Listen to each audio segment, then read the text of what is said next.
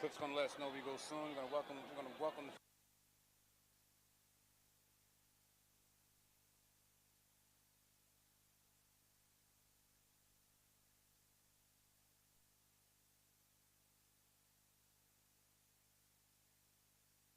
Two, three. Greetings and salutations, viewers. It's Todd Edwards coming alongside my broadcast partner here, Dude Jones, and we are coming to you live tonight from Dallastown High School, Wildcat Field. It's Happy New Year. How about it, Dude? As we start a new football season, 2022, and boy, it's a big one tonight as the Hempfield Black Knights invade from Lancaster County, taking on the Dallastown Wildcats. And it's good to be back, dude. I'm glad I brought the sunglasses. You know what? I may need the tanning lotion as well, as it's a bright, sunny day. Kickoff at temperature at kickoff is going to be about 83 degrees, dude.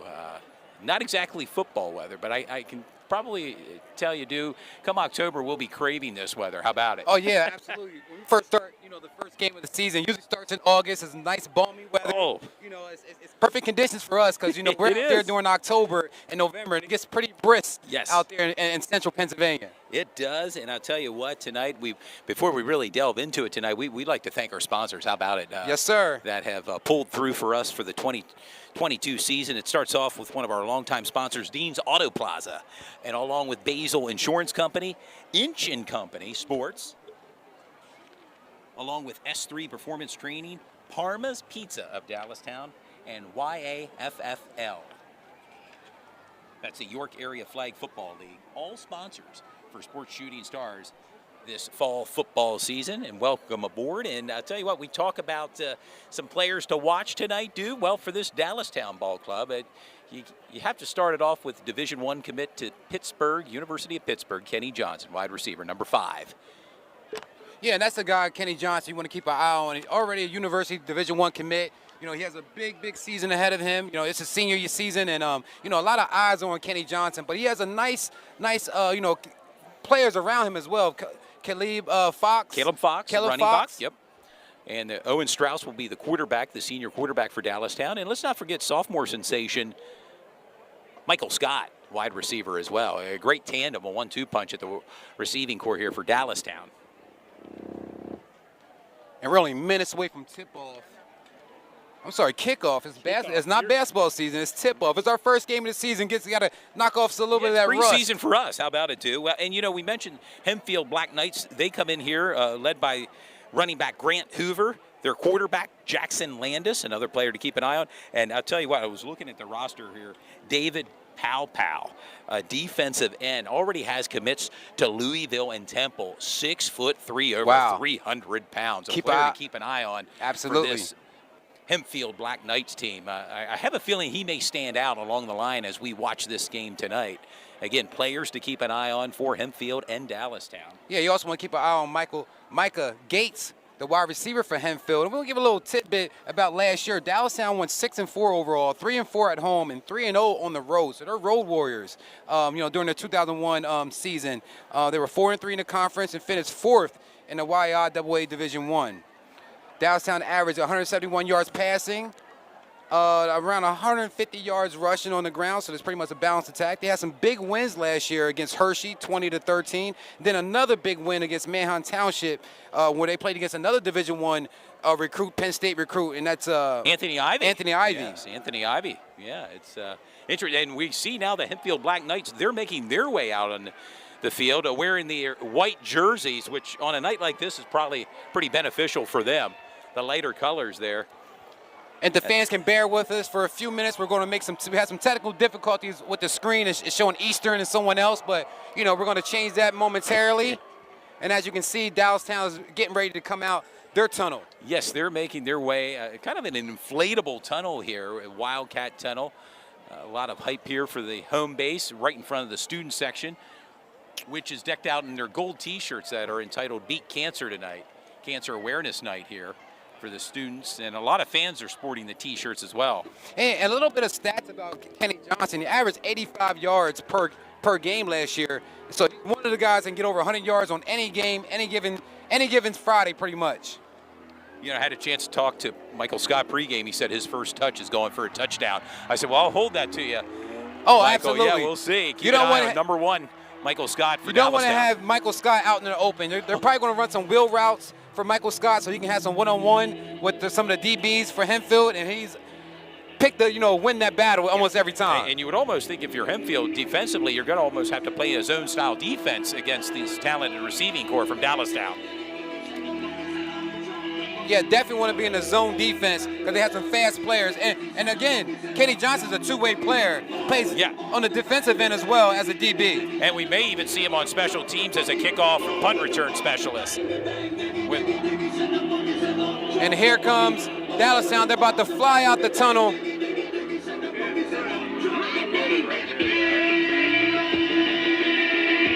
And here they are. There we go. Sports shooting stars. Dallastown entering the field. And it's the kickoff for the 2022-23 season. It is. It's our 6th season doing Sports Shooting Stars. Time flies when you're having fun. How about Absolutely. it, A beautiful night for football here as the crowd continues to file in near kickoff here. I got to say, just a couple of minutes before 7 o'clock, there was about 100, 200 people outside the gates making their way in. Football action on Dallastown's American Legion Field at Wildcat Stadium. Tonight's opening night action features a non-league matchup with the visiting Black Knights of Hempfield High School and your 2022 Dallastown Wildcats. We would like to extend a special welcome to the athletes, coaches, band, and spectators from Hempfield. Dallastown, the YAIAA, and all member schools share high expectations for sportsmanship. During tonight's contest, demonstrate the highest respect for all athletes, coaches, and officials. Be a good sport and enjoy tonight's football game. And give a little. And now, please rise, and gentlemen, please remove your hats as our marching band, under the direction of Dr. J. Justin Buer, performs tonight's Salute to America with the national anthem.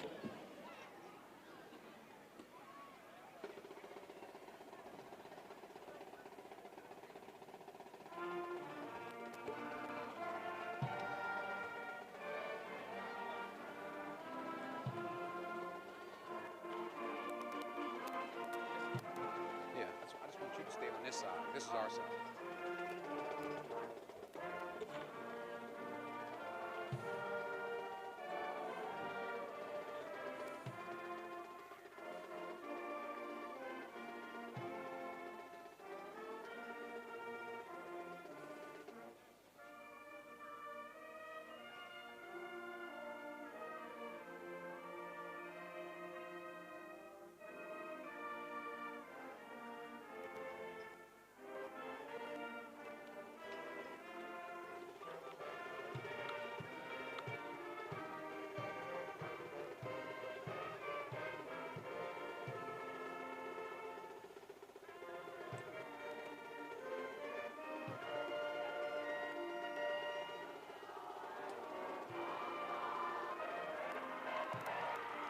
There it is, Ty. There it is, our playing of the national anthem here by the band at Dallastown, and we are just moments away from kickoff here at Dallastown. By the way, the 75th season of high school football here at Dallastown. Please respect Dallastown's no smoking policy on campus.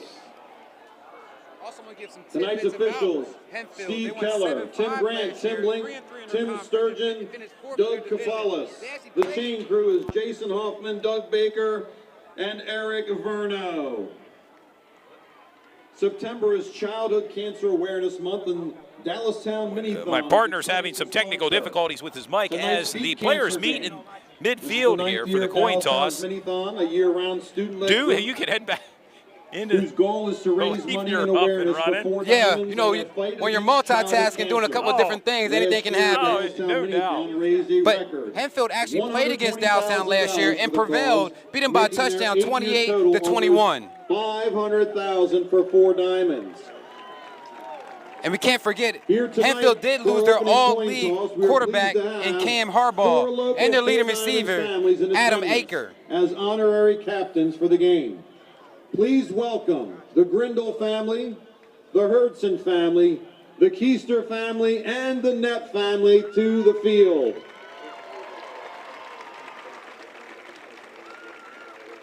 Minithon would like to thank the entire Dallastown community for their support over the years. Remember, it's all for the kids.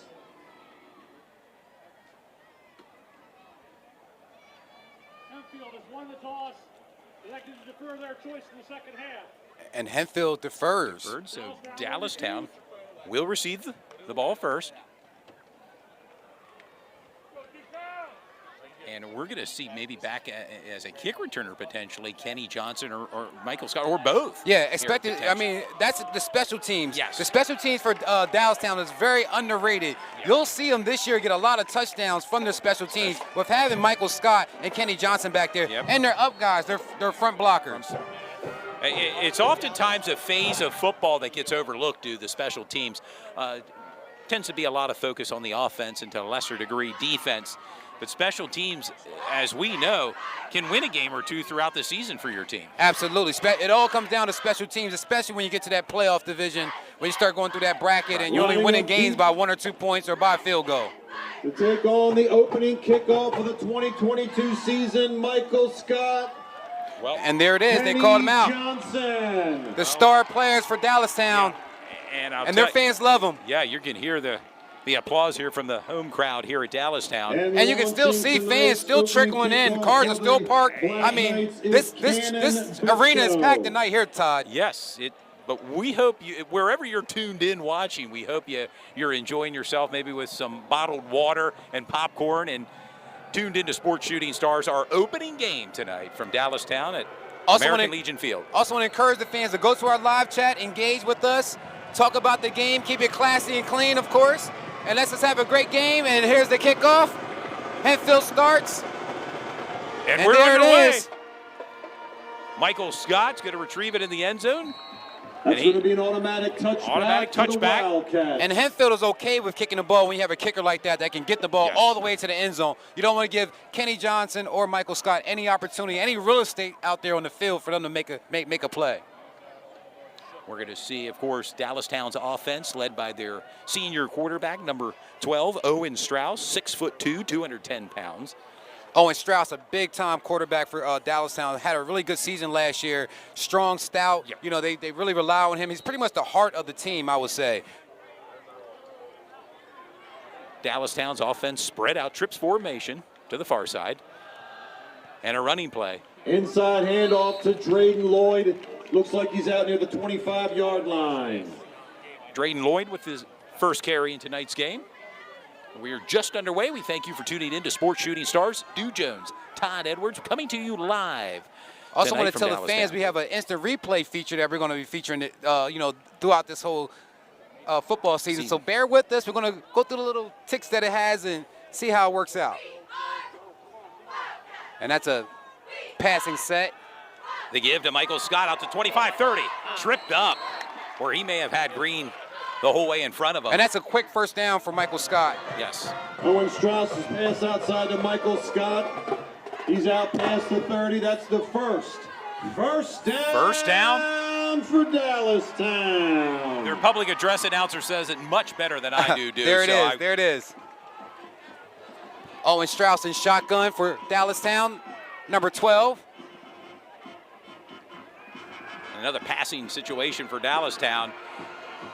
And they're caught by Kenny Johnson, 45-40, 35-30. And that's what he does. 25-20, he's gone Already. there inside the 10. Touchdown, Kenny Johnson. And just Owen like that, Strauss to Kenny Johnson. Kenny Johnson, is there any question? He's a Division I player heading to the University of Pitt. And you can see why, dude. It only took 3 plays for Dallastown to get into the touchdown. 67-yard camper for Kenny Johnson. We just spoke about him. He's as good as advertised. As I always say, he's as good as advertised. 6'4", 210-pound commit going to the University of Pitt. That's a big-time play. Big time. And you talk about replay, dude. Well, Yeah. Well, I was multitasking, but the next I time Kenny understand. scores and they have a score, we're going to hit that instant replay. And that's a fumble It's a snap. fumble snap. They're just going to have to eat that. Ty Yeah. Borden, the The kicker. extra point attempt. Wow. No good. Interesting to see how that plays out during the course of the game. Absolutely. But your score, Dallastown 6. Hempfield 0 with 10:49 to go. And you talk about quick play offense, dude, just like that. It only took a minute and 11 seconds for Kenny Johnson to run 67 yards and just open up this game with a touchdown. He's starting off his senior campaign the right way for Dallastown Wildcats. It's hard because you got a key on Michael Scott. You got Well, Fox back there as well, and you got Kenny Johnson, who's really hard to cover on a one-on-one. And who do you, if you're on the defensive side and you're a defensive coordinator, who do you try to stop Absolutely. and contain? And, boy, that pass thrown, it looked like it was just a duck thrown, and Kenny Yeah. caught it and brought it in. And Well, he's that type of player. You can kind of just throw the ball, and you know it's one of those things where kids say you got mossed, right? You kind of throw the ball up, and he just goes gets it. So He great does. job for Kenny Johnson. now we're going to see. Lining up the kickoff for the Wildcats, Owen Perry. He doesn't take too many breaks. As we said Lining before, up Kenny deep for the Johnson Black also Knights. plays DB, defensive back Grant for the Hoover, Dallastown Wildcats. Micah Gates. But right now, we have an opportunity to see Hempfield and see what they have to offer on offense.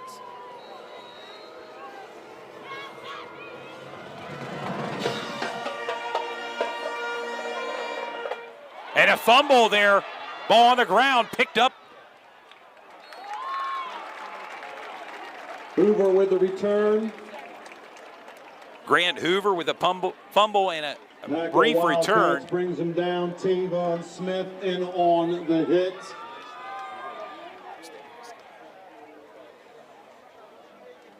Also want to tell the fans, this game is being featured live on cable channel 16 of York. Yes. Because on channel 18, they're doing a York Emporium, an event that's happening in downtown York tonight. So this game is on channel 16 of York. And, of course, worldwide. Worldwide on the internet. On the internet, on YouTube. On the World Wide Hempfield Web. now with the ball. Jackson Landis back in shotgun formation. Jackson Landis looking. Hempfield. Nice pass. That's to Micah Gates. You mentioned his name earlier, and a big catch near the first down. Keep an eye on marker. number 5, Micah Gates.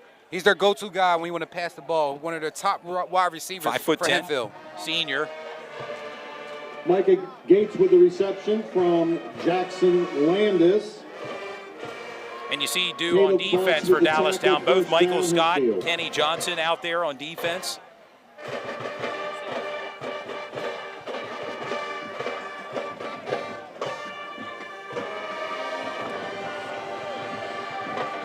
Hempfield back on offense. Looking to pass Landis, again. another quick pass. High in the air. And that's Caught, great brought defense. For number 1 for Dallastown, Michael Scott. Michael Scott, Pass complete to tackle, Gates on the Micah near Gates. side. Gates looking like he Michael comes up a Scott little with the gimpy there. tackle. Short gain on the play. Second down, Hempfield. That's Cody Garris, by the way. That's not Jackson Landis. Number 8's Jackson Landis. That's number 9 out there. He'll be on for the first 2 drives. Correction, great. I tell you, we have some Hempfield students here recording it's number 9, Cody Garris. For the first 2 plays. Now number 8, Jackson Landis do. Hempfield hasn't ran the ball yet. They're going out for another pass. Third straight. And that's a little bit overthrew. over the head. Intended receiver Micah Gates. Micah Gates. Landis' pass intended for Gates is incomplete. That brings up third down for Hempfield.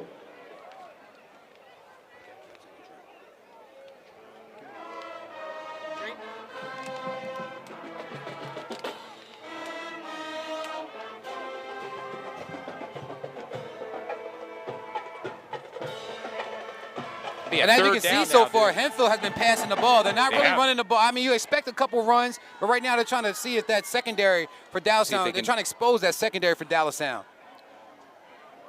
And it's 3rd and 1. They need this 1 yard to get the first. Another pass, 4 straight passes. And that's a screen. It's an And it's picked interception off by number 52. He's going to the house. That's a pick 6, dude. He's going to the house. Bo Linsenblegler. See, that 10 times, dude. Bo Linsenberger. Pick 6. Man, when a lineman makes a touchdown, I mean, everybody celebrates when stuff like that happens. Dallastown's out here putting up big points already in the first quarter. Wow, and Bo Linsenblegler, 5'11", senior. And he was trucking down the field, wasn't he? He was. You know, they take those opportunities when they catch that football to run in the end zone, and just like this do. And this time, Kick is Dallastown up by doesn't muff Ty Borden. that snap and kicks it straight through, giving Dallastown the lead 13-0. And just like that, Dallastown has landed the first punch, or maybe the first two punches, Dallastown. With 9:10 to go here in the first quarter. Your score, Dallastown 13, Hempfield 0. And Dallastown is doing it on both ends. The offense is clicking. They're getting the ball to Kenny Johnson. And their defense is also, making some big plays. A big-time interception for number 52. Big time. That was Bo Linzenbigler.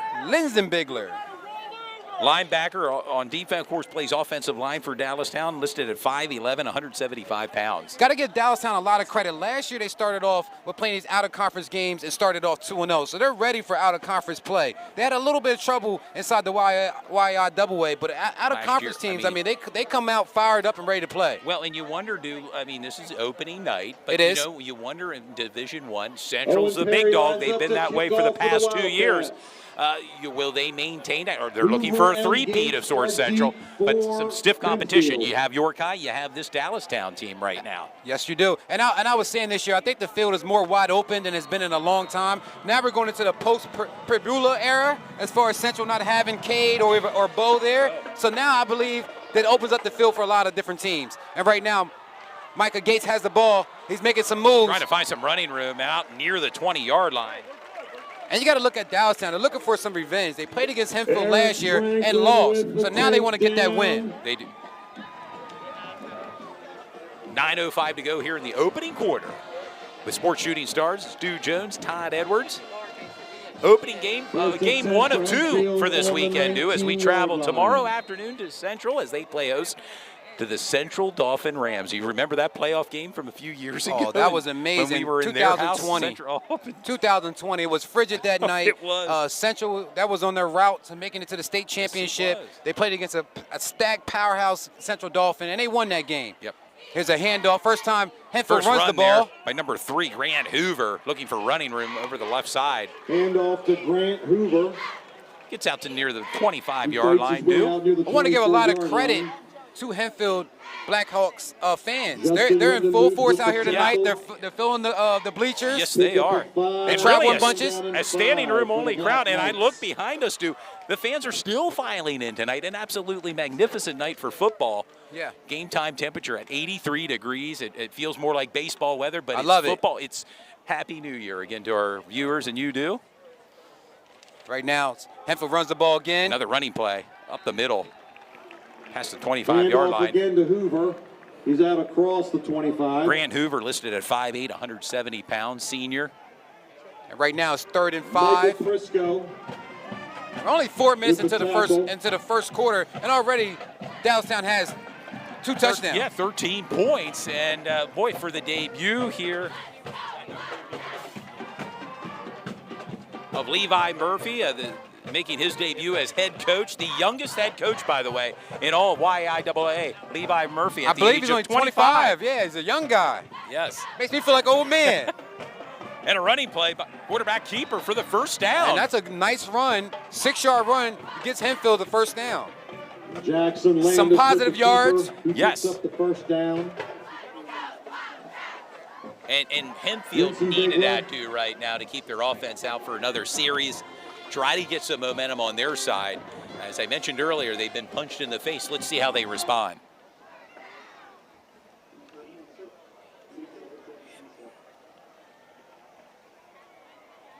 They have Jackson Landis, the quarterback, listed at 6'1", 185. 6'1", 180 junior.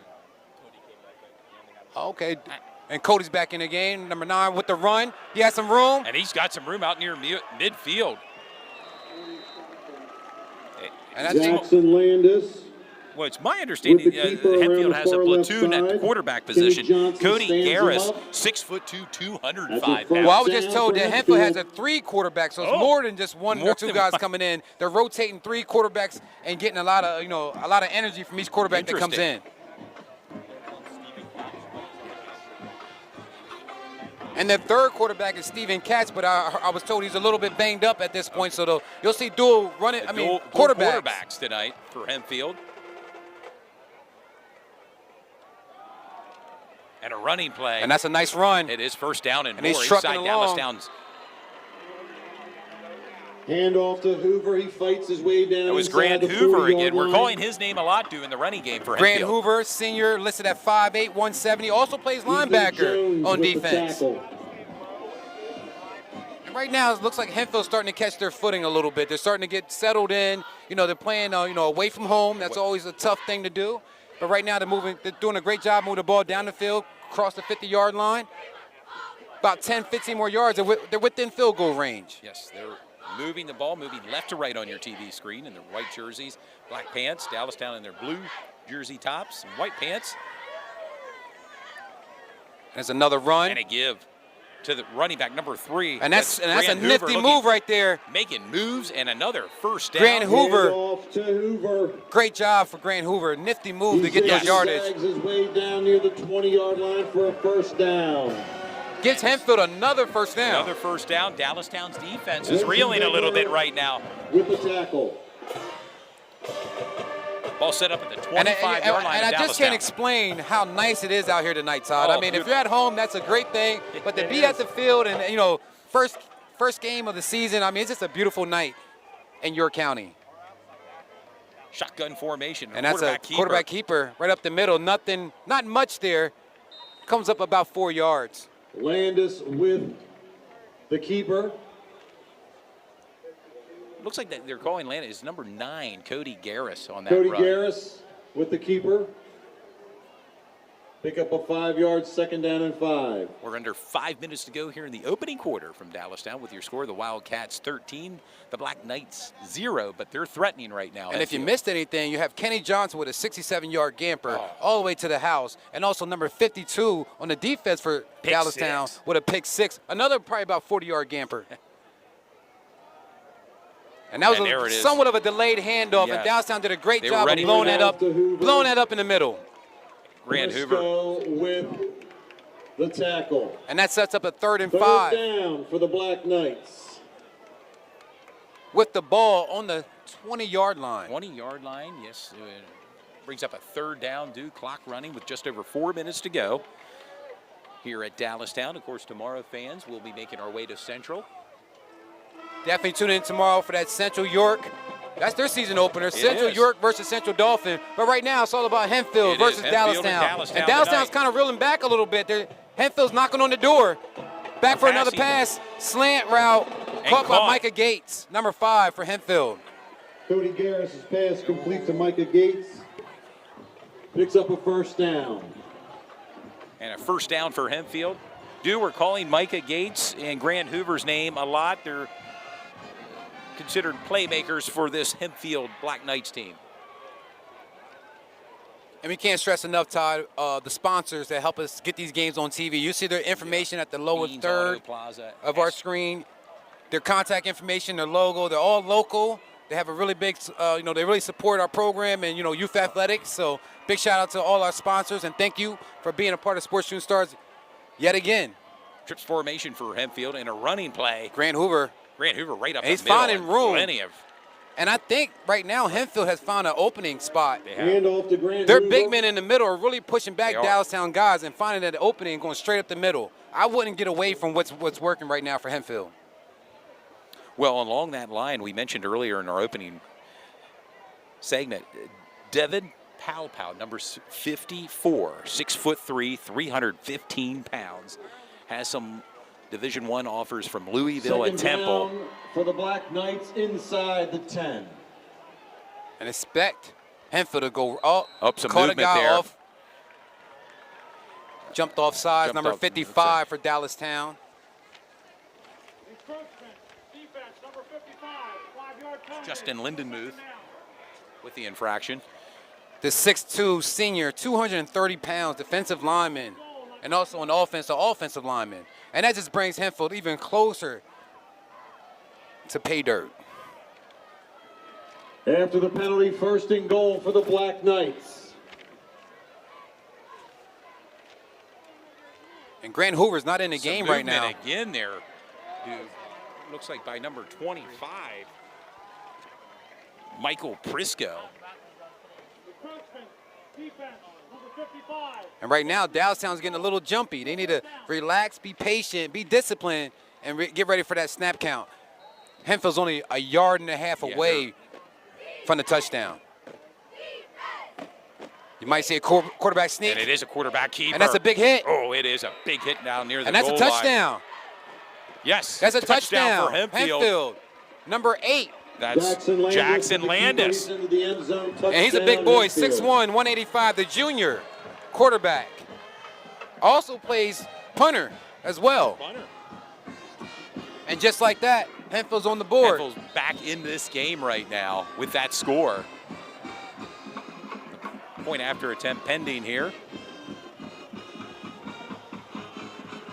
It's a low snap. Kick is up.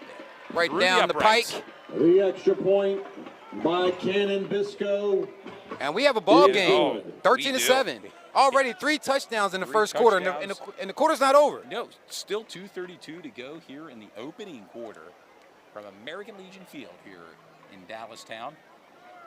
In front of a packed house here. Really what I would say do a standing room only crowd. As you can see around the fence line, fans are standing. As the sun is starting to set here to the west of us here on the broadcast. Beautiful setting tonight with the sun over the horizon, over the trees. Yeah. So maybe the fans can see that a little bit, the beautiful sunset that's going on. God's beautiful work. Sponsors for tonight's game, Dean's Auto Plaza, Basil Insurance Company, Inch & Company Sports, also S3 Performance Training, Parma's Pizza of Dallastown, and we can't forget YAFFL. That's the York Area Flag Football League. All sponsors for Sports Shooting Stars this coming season, football season. Yep, and Dean's Auto Plaza, located at 6851 York Road, Hanover, PA, 17331. Or give them a call at 717-632-9989. Check out the inventory on Facebook and online. York and Adams County's area's biggest car and truck dealer. Ask for Bruce. Big time CV guy, Bruce Wahlberg. And here's the kickoff. And that looks returnable, dude. Michael Scott with the carry out to the 10, 15, and brought down. Michael Scott with the return out near the 17-yard line. Also want to comment on Basil Insurance, located right down the road at 2210 West Market Street, York, Pennsylvania. Check them out for all your auto, home, business, or life insurance needs. On the stop. The Basil Insurance is a family-operated, locally owned by Greg Basil, who's a good friend of ours and also a longtime supporter of Sports Shooting Stars. You can give them a call at 717-792-6200.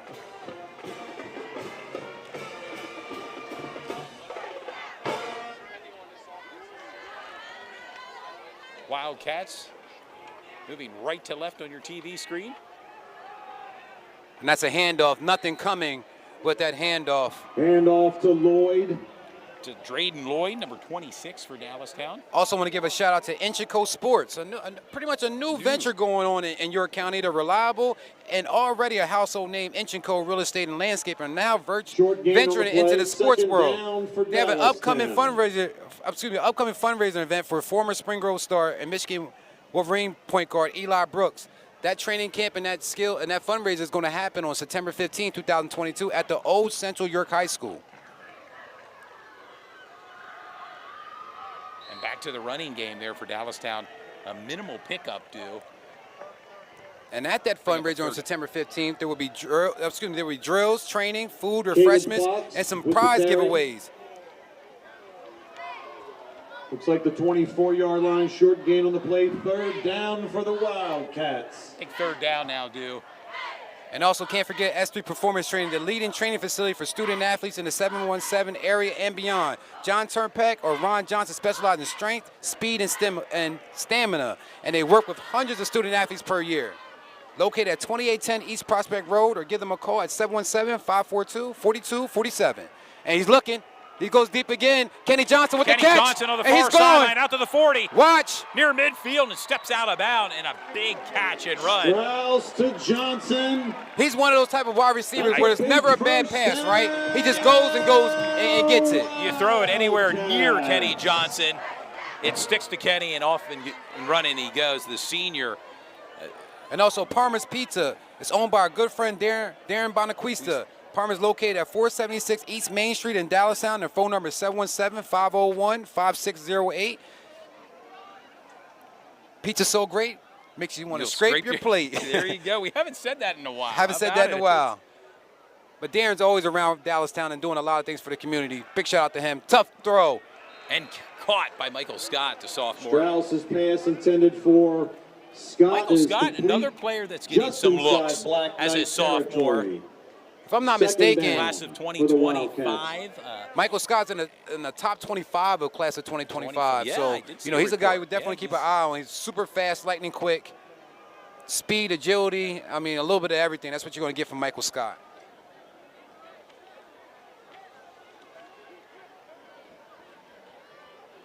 Dallastown's offense spread out. Give to Caleb Fox right up the middle. And he's plenty gone. of running down inside Great the move. 35. That was Caleb Fox, the 5'10" senior. Caleb Fox goes right up the middle and skims for a good 18 yards. Yeah, a big run by. Also want to give a shout out to YAFFL. York Area Flag Football League has over 750 adults and over 40 teams in both York and Hanover, offering youth, co-ed, and men's league. You can you can start up with them and check them out at yaffleagues@gmail.com. Ran by John Uri. Hempfield 7. I want to give a big thanks to all our sponsors. Many of them are returning sponsors for their committed support to our program. To take donations and fans, we've arrived at the end of the first quarter with your score. Dallastown 13, Hempfield 7. And later tonight we'll announce how much we raised in our 4 minutes for 4 diamonds. Fans, the Peyton Walker Foundation of PIAA District 3 have teamed up to promote Aware of Sudden Cardiac Arrest, the #1 killer among high school athletes. District 3 fully supports the Peyton Walker Foundation and its mission to protect the hearts of high school students in the District 3 area. Please visit the Peyton Walker Foundation website at www.peytonwalker.org. Checking hearts. And already, it's only been one quarter, but I believe Kenny Johnson already has around 100 yards already off of Easily, 2 catches. On two catches. And it's never too early to start thinking, about who maybe the player of the game could be. But we have plenty of game left here, 3 quarters remaining. But Dallastown on the move offensively, and it seems as if it could be hard to stop this tandem of Kenny Johnson. Yeah, that's going to be a Michael matchup. A lot of teams are going to have trouble stopping throughout this year. I mean, win or lose, Dallastown is still going to get the ball to Kenny Johnson and also Michael Scott. And there's Kenny Johnson again, a pass intended. And that might be an interception. Picked off, dude. At the 1 yard, that's a touchback. Interception on the play. By Gabriel Benjamin with the pick. And that's a touchback, and that's a great interception.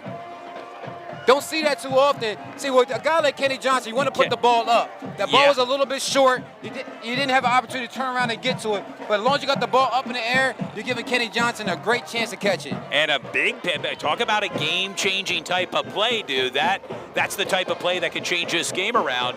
And clearly now some momentum on the side of Hempfield. Owen Strauss wants to make sure, the quarterback for Dallastown, Owen Strauss, he wants to make sure he gets that ball up in the air for Kenny Johnson. That's where he's most effective at. If it's behind him, he can still catch it, but you're giving your defensive player opportunity to make a play on the ball. For a pick, as was the case there. And now, of course, Hempfield with the ball at the 20-yard line with early in the second quarter here, 11:52 to go. Your score, Dallastown 13, Hempfield 7.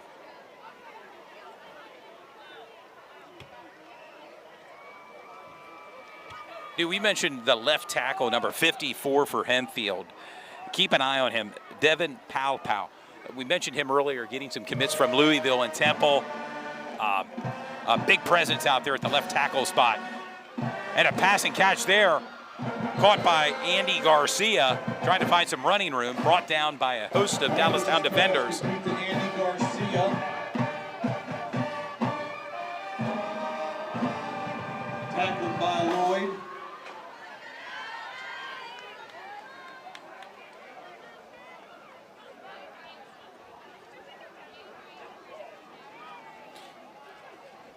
And during halftime, we're trying to get some scores from around the league, Yeah, keep there's the fans updated on what's going on, in Lancaster, York, and also Harrisburg. A whole host of games being played tonight, part of the opening night of YIAA. And if fans that are tuned in, maybe watching and are at another game, feel free to give us the score. Running play here by Hempfield. That's a big-time tackle. Hand off to Grant Hoover. And we've been calling Grant Hoover's name quite often so far in this game. Yeah, Grant Hoover. Also, Todd, I want to give thanks to Dallastown's AD, Joshua Luckenball. Josh Luckenball, had a chance to talk to him pre-game. Yep, always accommodating, always make sure that we're in a good situation when we come to Dallastown. Big shout out to all the ADs in the York and Adams County that allows us to come to the school and film these games and get it on TV. Well, and we're going to be around the area, if you will. How about it throughout this season? The Battle of Catholics later in the season, Delone Catholic and York Catholic. We're going to have West York playing host to York Suburban. York High, we're not going to forget about York High. We Can't forget about York High. And then we also have a couple open dates to kind of gauge what teams could be hot, and we could try to be that host that game of the week. Absolutely. Weeks. That'd be a fan-voted game.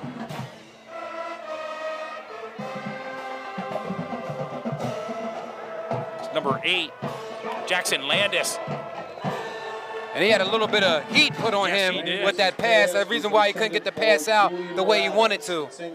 Incomplete pass. Third and long. Intended to Julian Morales. It'll be a 3rd down and long now, too. Just got a quick update. Trinity 7, Delone Catholic 0. Thank you, Bailey, for that update. Bailey Jenkins, good friend out of New Oxford. We know Effort is at Red Lion tonight. I believe Dover's at Northeastern. A whole slate of games do.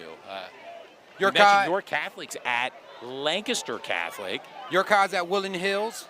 Tomorrow. They're going to be part of a big tournament out there of sorts. Hempfield. Rolling out. He sees Jackson Landis looking for running room. He lowers his head, and he may have gotten that first down. I believe he got that first down. For very Hempfield. Close. Jackson Landis listed at 6'1", 185 pounds. And from our vantage point, Dewey, he looks a lot bigger than 6'1", 185.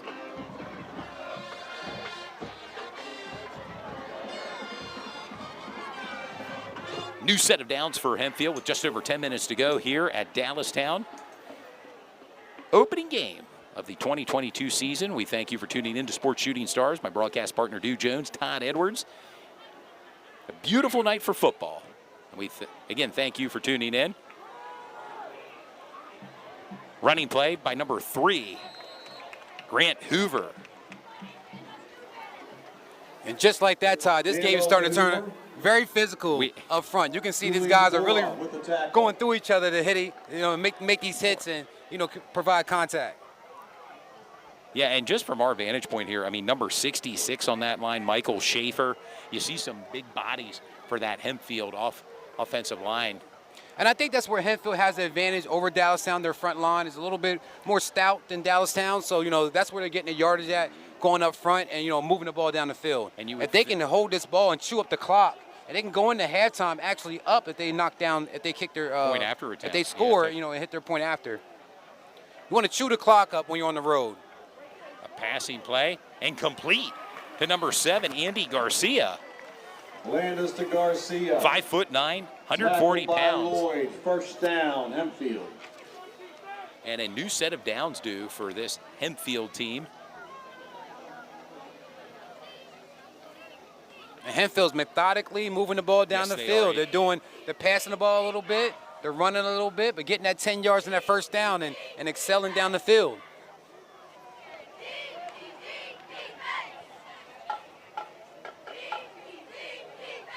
Just under 8.5 minutes to go here in the second quarter.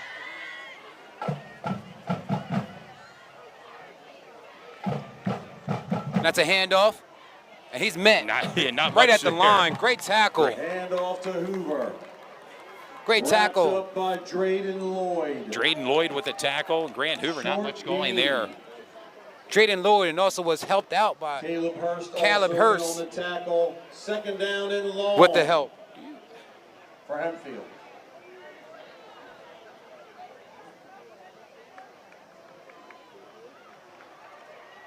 We mentioned earlier, dude, this is the 75th season of Wow. high school football here at Dallastown. I know they have special events planned later in the year with players from every year to come back during homecoming. And And it's a movement on the some line. movement there. It looks like by number 25, Michael Prisco. So far, Dallastown has been called a few times with, Yeah. jumping off sides. A 5-yard penalty. That'll push Hempfield out closer to midfield. And you wonder, too, with the heat that the players are playing tonight, will that have an effect on either team right now? I mean, you figure the pads are on, the helmets are on, and it's a warm one. Yeah, it's the first game of the season. You got to get, get the kinks out. You got to, get yourself rested and calm down. And, right now both teams are doing that. That's another handoff. And a big run there by Grant Hoover. Now and you mentioned it, that offensive line now starting Hand off to Hoover. And let's just say what it is. Hoover's not a really big guy. He's only 5'8" at 170, but he runs really good and can take a hit. He knows how to find the holes and how to push the ball going forward. And you're wearing out this Dallastown defense. Some players with their hands on their hips do. Now that sun is starting to set for sure. We had to take off the shades now. Yeah. Great night of football. Yes, it is. And we'll be back tomorrow afternoon with coverage beginning at 12:45. Little matinee football tomorrow. And again, another run by Grant Hoover. Hand off to Hoover. And that's a great tackle for number 25, Michael Prisco for Dallastown. Lloyd on the tackle. Second down for Hempfield. Your score, Dallastown 13, Hempfield 7, with just over 6 minutes to go here in the second quarter on an absolutely beautiful night for football here at Dallastown. Couldn't draw it up any better weather-wise tonight, too. Oh yeah, it's perfect weather. Perfect weather tonight.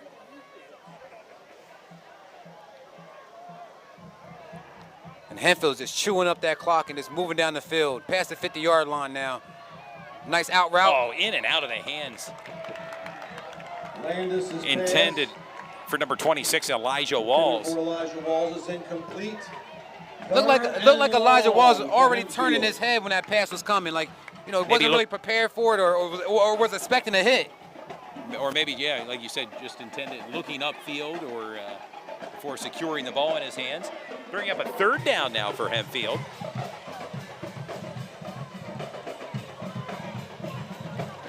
Another update from one of our fans on the live chat, Jay Mills, Lancaster Catholic 14, York Catholic 0.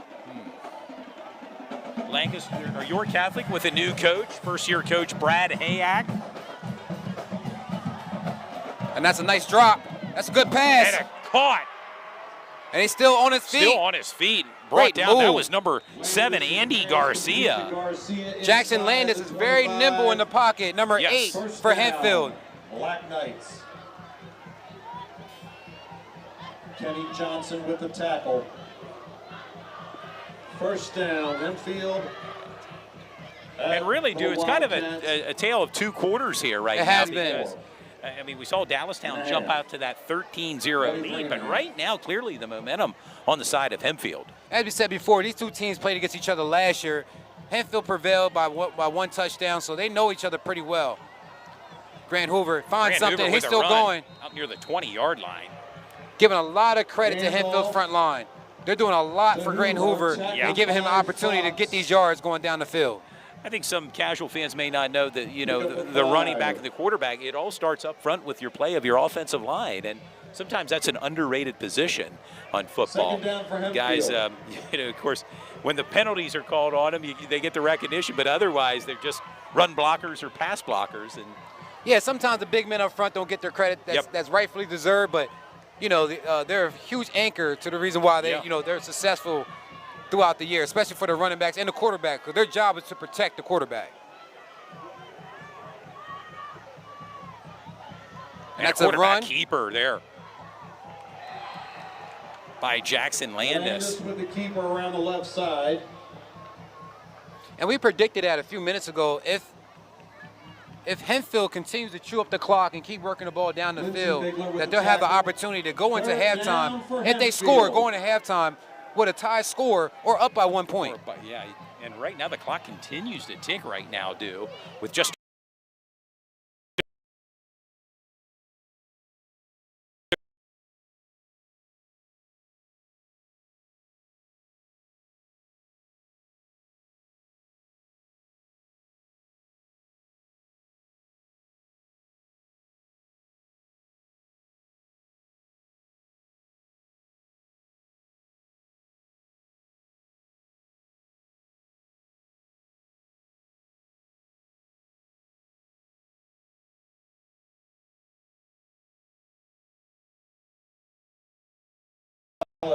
with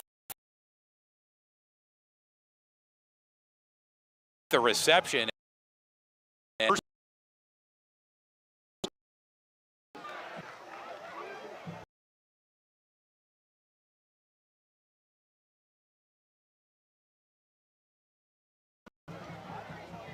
First and goal due, and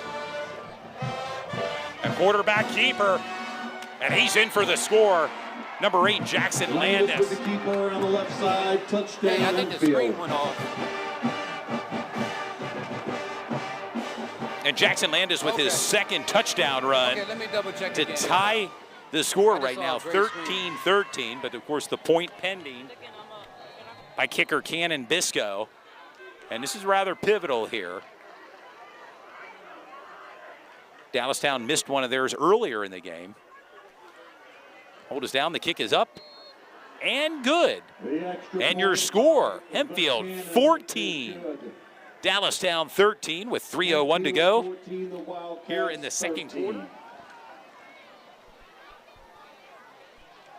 Be a good time to thank our sponsors for tonight's broadcast, along with all season broadcast sponsors: Dean's Auto Plaza, Basil Insurance Company, Inchin Company Sports, Checking hearts, protecting hearts. S3 Performance Training, Parma's Pizza of Dallastown, and York Area Flag Football League, all sponsors for tonight's game and all season long, where you can follow Sports Shooting Stars on Facebook and Instagram. And our travels will take us to Central York tomorrow as they play host to the Central Dauphin Rams. Our coverage begins at 12:45 with kickoff set for 1 p.m. And then, of course, we'll be on the air next Friday as we travel again to Central York, and they'll play Cumberland Valley in a big non-conference matchup with Sports Shooting Stars.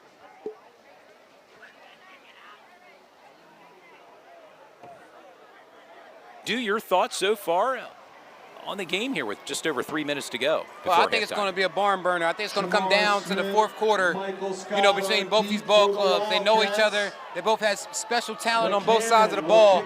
So, you know, it's not going to be a blowout. It's going to be a game that has to go 4 quarters. And it's all about adjustments. During the halftime, each coach is going to see the adjustments that need to make to win the game, and that's what's going to tell how this game is going to prevail. Exactly. And how important is this for this Dallastown offense now to string together a drive to head into halftime? High kick, end over end. And a big hit to. And that's key. You want to get Michael Scott inside. You don't want him to go to the outside. He gets to the outside, man, it's off to the races. So as long as they can contain him and keep him pinched inside, then they'll do okay on special teams. Great job from Hempfield. And right now, Dallastown has a great opportunity to go into halftime with the lead. Right now they're down 14-13 by 1 point, but they have 2 minutes and 56 seconds to get the ball down the court. Down the field. And all 3 timeouts. And all 3 for both timeouts teams as well. And you can see there's one-on-one coverage with Kenny Johnson. He's guarded against Gabriel Benjamin. And it's a running play. Hand off to Fox. He's out near the 25-yard line. Caleb Fox with the carry. Also another Fox on update. the carry. Redline 14, on the Ephrata tackle. 0, Spring Grove 14, Waynesboro 6. Thank you, Jay Mills, for hooking us up. Yeah, thank you for the score. So, you know, you think about it, Spring Grove could be another team to contend with in Division I. A lot of teams, and let's not forget Southwest.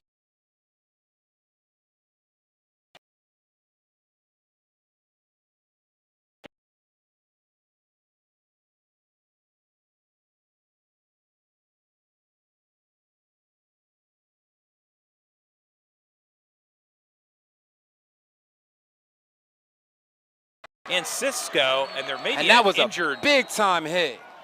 Black Knight down Ian there near Cisco with the reception from the Owen 40-yard Strauss. line and can't quite make out who is injured for Hempfield. First down, But that is a Dallastown. first down for Dallastown. And the he has his training helmet staff, off, so he's getting looked at right now. Yeah, the training staff out there from both teams. Let's see, trainer for Dallastown. And while we're looking at him, let's talk about some of our sponsors for this year and Yeah, let's do what's it. going on with that. Go ahead. Well, Dean's Auto Plaza, Also, Basil Insurance, Inch and Company Sports, S3 Performance Training, Parmer's Pizza of Dallastown. and York Area Flag Football League. All sponsors, not just for tonight's game, but all season long, dude. Yeah, season-long sponsors. Also want to give some recognition to September 15th. They're having an Eli Brooks fundraiser located at the Old Central High School. Eli, he's signed. Well, he's not signed, but he has a trial for the Indiana Pacers. He's made it to the NBA, and they want to send him off on a nice note, and have something for him for your county. And I think that's a great idea. Hosted by the Inch and Co. And Eli's going to be doing Shooting it. Stars may be there as Yeah, well. I mean, absolutely. We'll be there during the main in the main gym doing some footage, and it's going to be a lot of things going on. We have a dunk tractor that we're going to have. I know some of the kids heard about the dunk bus, but we'll have a dunk tractor. Hey, this may just not be for kids. This could be for adults as Yeah. well, dude. This sounds pretty enticing, especially on a warm day like this. That could be pretty Yeah. inviting. Should be a great day. September 15th, lock it in your calendars, 2022 at the Old Central High School, the Eli Brooks fundraiser. And you can get more information on Facebook and Instagram through Inch and Company Sports. Absolutely. Drinks, refreshments, prize giveaway. They give away sneakers. They have a dunk tractor outside. There's going to be some high-flying dunkers there as well. So they're going to put on a nice show for the younger generation. It's interesting you mentioned that, too, because Inch and Company, I mean, we've known them in real estate, and they're also delving into the world of sports as well. Yeah, they're touching all avenues right now as far as real estate, landscaping, construction, and now they're into sports. So, I know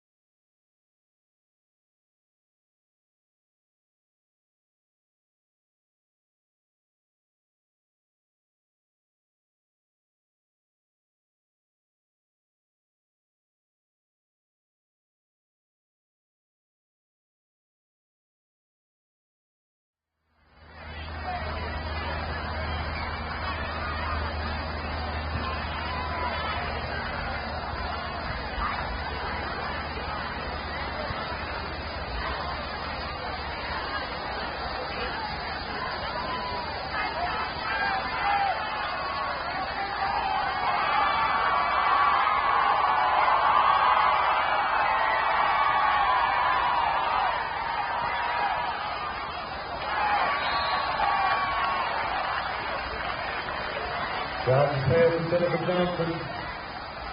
Incomplete.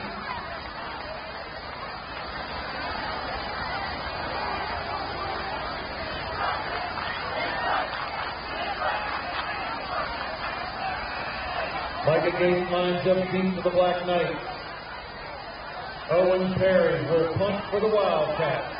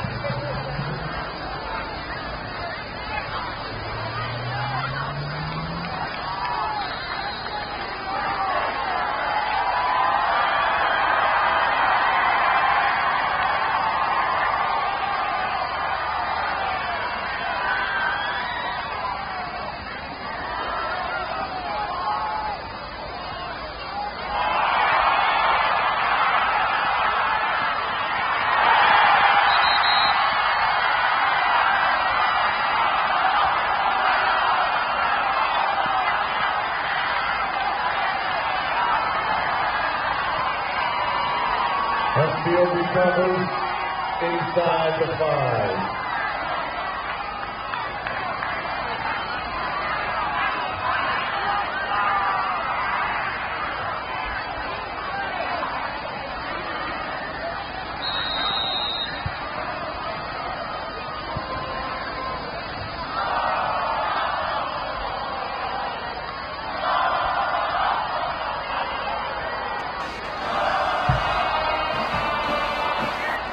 Quarterback keeper right up the middle.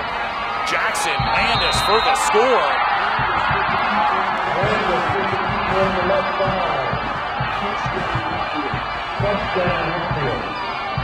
And just like that, Jackson Landis with 3 touchdown runs.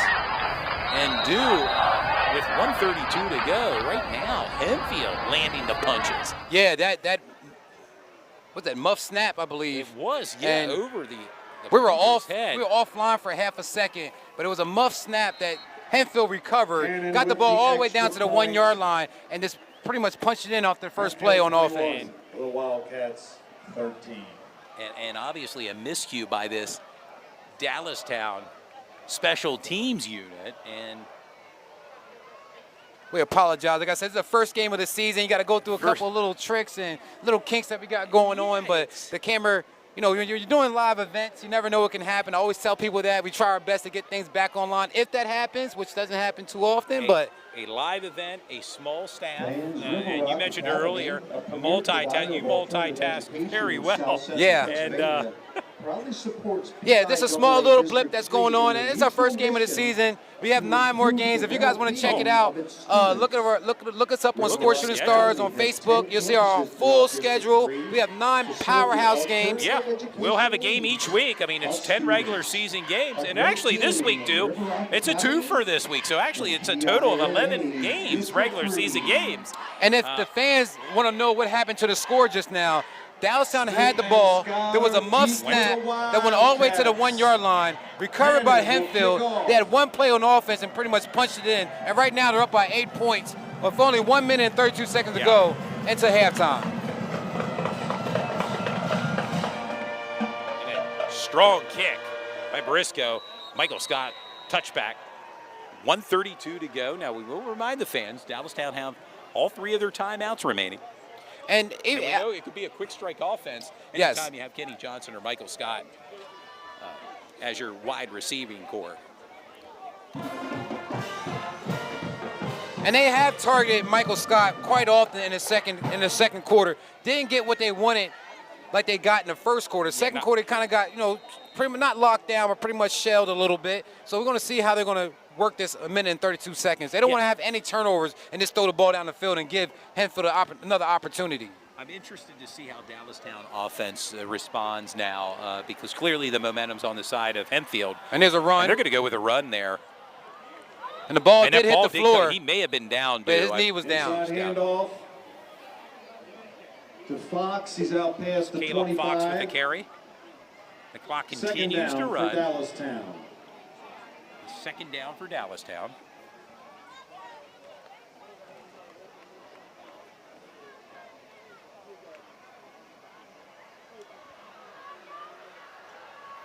Less than a minute. Formation and another run. Looking for some running room. Hand off again to Fox. He's Dallastown's being very conservative. They are. And you got to also remember that Hempfield gets the ball back in the second half. Good point. They're already up by 8 points. So, you know, you want to go ahead and make a couple of strikes down the field and just open up the offense. Hempfield calling a timeout, thinking right now, hey, maybe, you know, we stop them, we get the ball back. And yeah, it's a bit of a chess match right now, dude. Hempfield's having a game plan right now in case they get the ball back and what they should do. Ball near the 30-yard line of Dallastown. OSS Health is a proud sponsor of YAIAA. And again, it would be a good time, to mention our sponsors tonight. Big thank you to Dean's Auto Plaza, Basil Insurance Company, Inch & Company Sports, S3 Performance Training, Parma's Pizza of Dallastown, and York Area Flag Football League, all sponsors of tonight's broadcast. And I'd be remiss in not mentioning there are sponsors all season long for Sports Shooting Stars 2022 football season. We get you back in the game. Again, I want to remind the viewers that are tuned in, tomorrow we'll be back on the air at 12:45 for kickoff between Central and Central Dauphin. And here's another update. Dover is beating Northwestern 28-6. Northeastern. Northeastern. I'm sorry. You're thinking college football. Well, somebody has Northwestern, so I had to look at it twice. And that's a nice run. And a nice run, first down. Hand off to Drayden Lloyd. He's Drayden Lloyd, 6'1" senior. First down, Dallastown. There you go, the public address announcer. First down, Dallastown. Hasn't had the chance to say that recently. He hasn't. Dallastown kind of fizzed out a little bit in the second quarter, but they still have an opportunity to get some yardage. Dude, does it surprise you? It doesn't seem as if they're in much of a hurry here offensively. Under 30 seconds to go here. They have their 3 timeouts remaining. Maybe they're thinking quick strike with either Michael Scott or Kenny Johnson. And they're looking, and he's rolling. He's looking downfield. He's looking downfield. Caught near the sideline, Kenny Johnson. And that definitely puts Kenny Johnson over 100 yards in the first half. Easily. And a heads-up play there by going out of bounds. He's inside Hempfield territory at the 48. Kenny Johnson, had nearly 16 Division I offers. Penn State in the mix, Rutgers, West Virginia. He had a lot of Division I schools. Ended up picking University of Pitt, and there's a big run. It's another nice run. Caleb Fox. But they got to keep it going. They have less than 10 seconds to go. They'll probably get one more play. Yeah, and Dallastown calls timeout. Maybe a quick strike and get within the field goal range? Yeah, potentially. Interesting sequence of plays here offensively for Dallastown, they had 3 timeouts. You can't carry them over into the second half, and Dallastown down by 8, but looking to score here.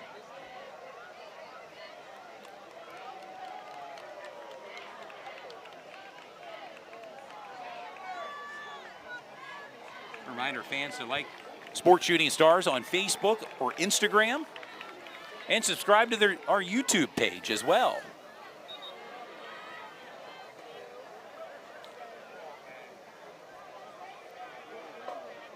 Dallastown's offense lined up, ready to go. 7 seconds remain before halftime.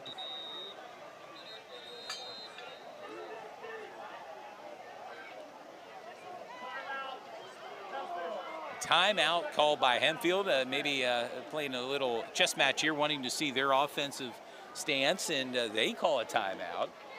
Hempfield has 1. Dallastown has 2. Yeah, Dallastown has another opportunity to get a quick playoff, call a timeout and get one more play. So you can do a lot in 7 seconds. You can, yeah.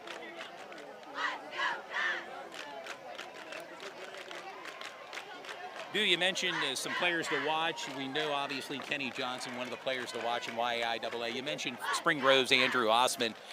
How about Jaheim White, Florida, from York High, who gets a chance to run tomorrow against Woodland Hills out in Chambersburg? Man, he's part of that Peach Bowl out there. Yeah. It's a big two-day event out there in Chambersburg, and it's a big event. I can tell you what, if we weren't doing these games, I'd be half tempted to make a trek out there to Chambersburg to see. Our guy, Cade Burdett, he's up there doing some footage and doing some edits. So check out Cade. But yeah, that Peach Bowl is gonna be something else. And you gotta watch it. Good pass. Pass down the middle of the and scene. that's no more time on the clock. No more time on the clock, and Dallastown saying it's 4 seconds, but there's no more time on the clock. And Cisco, and I believe we've arrived at halftime. Halftime. Yes, we have.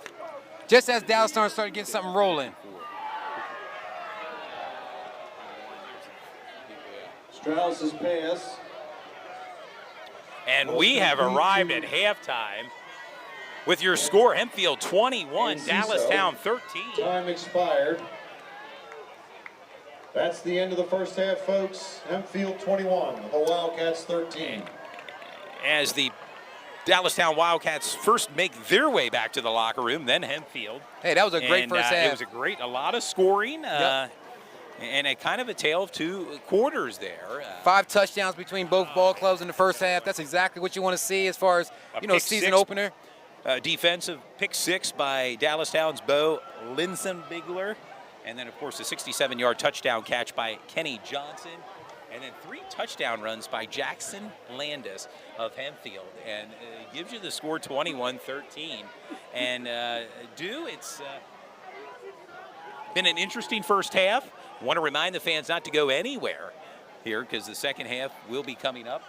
Yeah, and Jackson Landis is doing a great job. As we said before, Hempfield did lose their all-league QB Cam Harbaugh. And, Jackson Landis stepped up, and he's doing exactly what he needs to do to keep his team in the lead. And they have that lead right now, 21-13, going into halftime.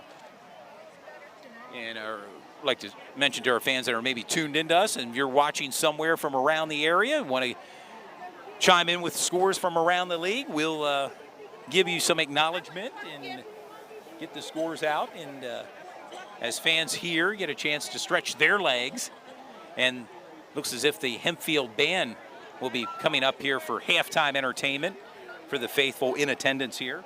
Yeah, we also want to tell the fans, we open up the live chat, as a courtesy, for people to engage and watch the game and, and do your thing and stuff like that. Not to go back and forth, because we can shut it down at any time. That's not what we want. We had to do that a couple times last year. We don't want to do that again this year. So, we want to keep the live chat, open to the public. We want you guys to engage and be interactive because we provide a service that, a lot of other companies don't provide. So we want to kind of keep that, and hopefully people respect that as well. Like I said, we'll be here all season long, and we'll be here in the playoffs as well. I'm sure we will, and follow that team, and whoever it may be, whether it's Dallastown, whether it's Central, could be York High. It's going to be an interesting season, particularly in Division I, where a lot of fans tend to follow their particular team, whether it's Central, Dallastown, York High. And we're going to go ahead and take a break because the Marching Knights, their marching band is out here, and a lot of fans want to see what they got going on as well. They put a lot of time in and a lot of dedication and practice. I'm glad you mentioned that. Not just the players put a lot of time in their practice, but the band does as well, and it's going to be their time here at halftime. The Hempfield School District and the Hempfield Band Booster Club are proud to present. And we'll be back in a few minutes after the band does their thing, and we'll be back to talk about the second half adjustments and run a few commercials. You guys hang in tight, and we'll be back in a few. A wider truth contained inside a neo-retro world of shape and color defined by restriction and walls. Seek to break free from the geometry of confinement. What lies beyond? The only way to discover our limits is to venture past them, to discover the world unimaginable. Weaving inspiration from the music of Gymno Paris, #1 by Eric Satie, and original music, HMK explores what it means to push to the beyond, unlimited. Hempfield Marching Knights would like to thank the Dallastown Marching Band and community for their gracious hospitality. Now, under the direction of Matthew Saracini, the Hempfield Marching Knights. Oh, Jill, wait, I need my ticket.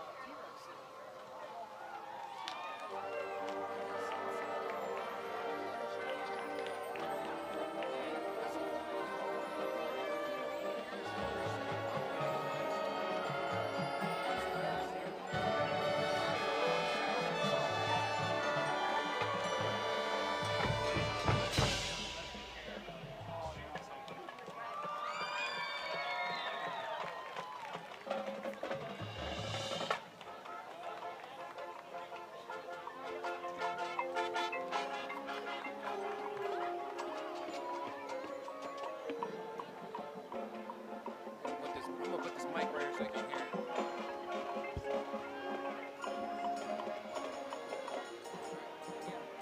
That mic there so I can hear.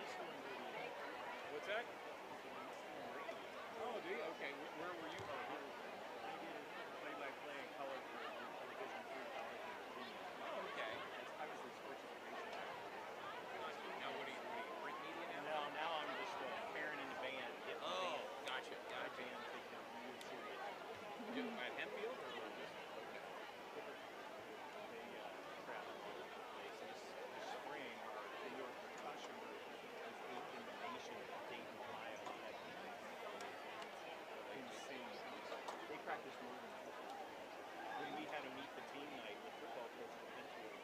We had the cheerleaders, the band, and the team. And we got our totals for tonight's 4 minutes for 4 diamonds. A big thank you to tonight's crowd. $1,285.30. At Dean's Auto Plaza, we sell trucks as a team. Life is a game of trucks, gentlemen, and the trucks people...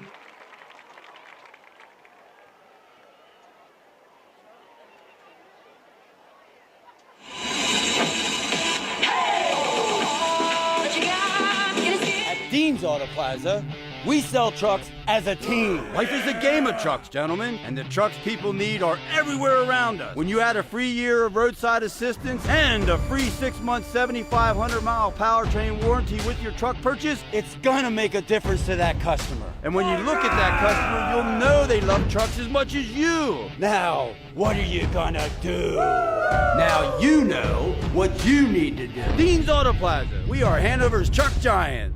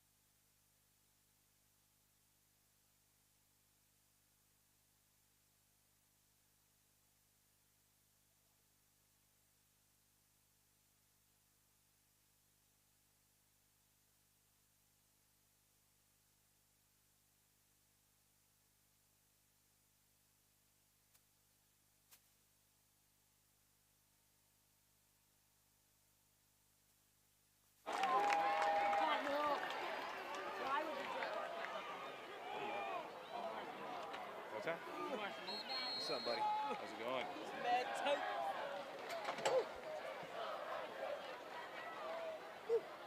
Here's yours. All right, now we're ready for the second half of this contest. Hempfield up 21 over Dallastown 13. 13. Hempfield gets the ball in the second half. Opening season action Friday night football. The Wildcats will kick off. Yeah, it's going to be interesting to see Do here in the third quarter, particularly with Hempfield receiving the ball, just how effective they can continue in the third quarter here And it was against strange. this Dallastown defense. Dallastown being at home, came out in the first quarter, red hot, 67-yard pass, a touchdown pass to Kenny Johnson, and also a defensive interception, pick six pretty much. And then the second quarter, they kind of cooled off a little bit, and Hempfield took over and really pounded the ball. And that muff snap really hurt Dallastown and put Hempfield at the 1 yard line. Took one play, was Kick right to in the the end up zone. end there. I think Hempfield did a great job in that second quarter of really chewing the clock and really working the ball down the field. I mean, their front line right now is winning the war up front, to be honest with you. And, well, clearly Hempfield won the first half. We'll see who prevails here in the second half. Hempfield will be moving right to left on your TV screen.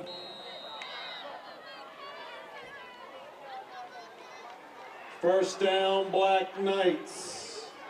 All the touchdowns scored by the quarterback for Hempfield, Jackson Landis. 3 touchdowns.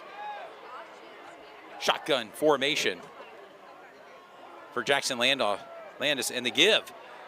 There it is, Grant Hoover with the run out near the first down markers. We're calling Grant Hoover's name a lot, too, the running back. Jones with the tackle. Second down for Hempfield. Brings up a second down for the Black Knights. Ball at the 41-yard line of Hempfield.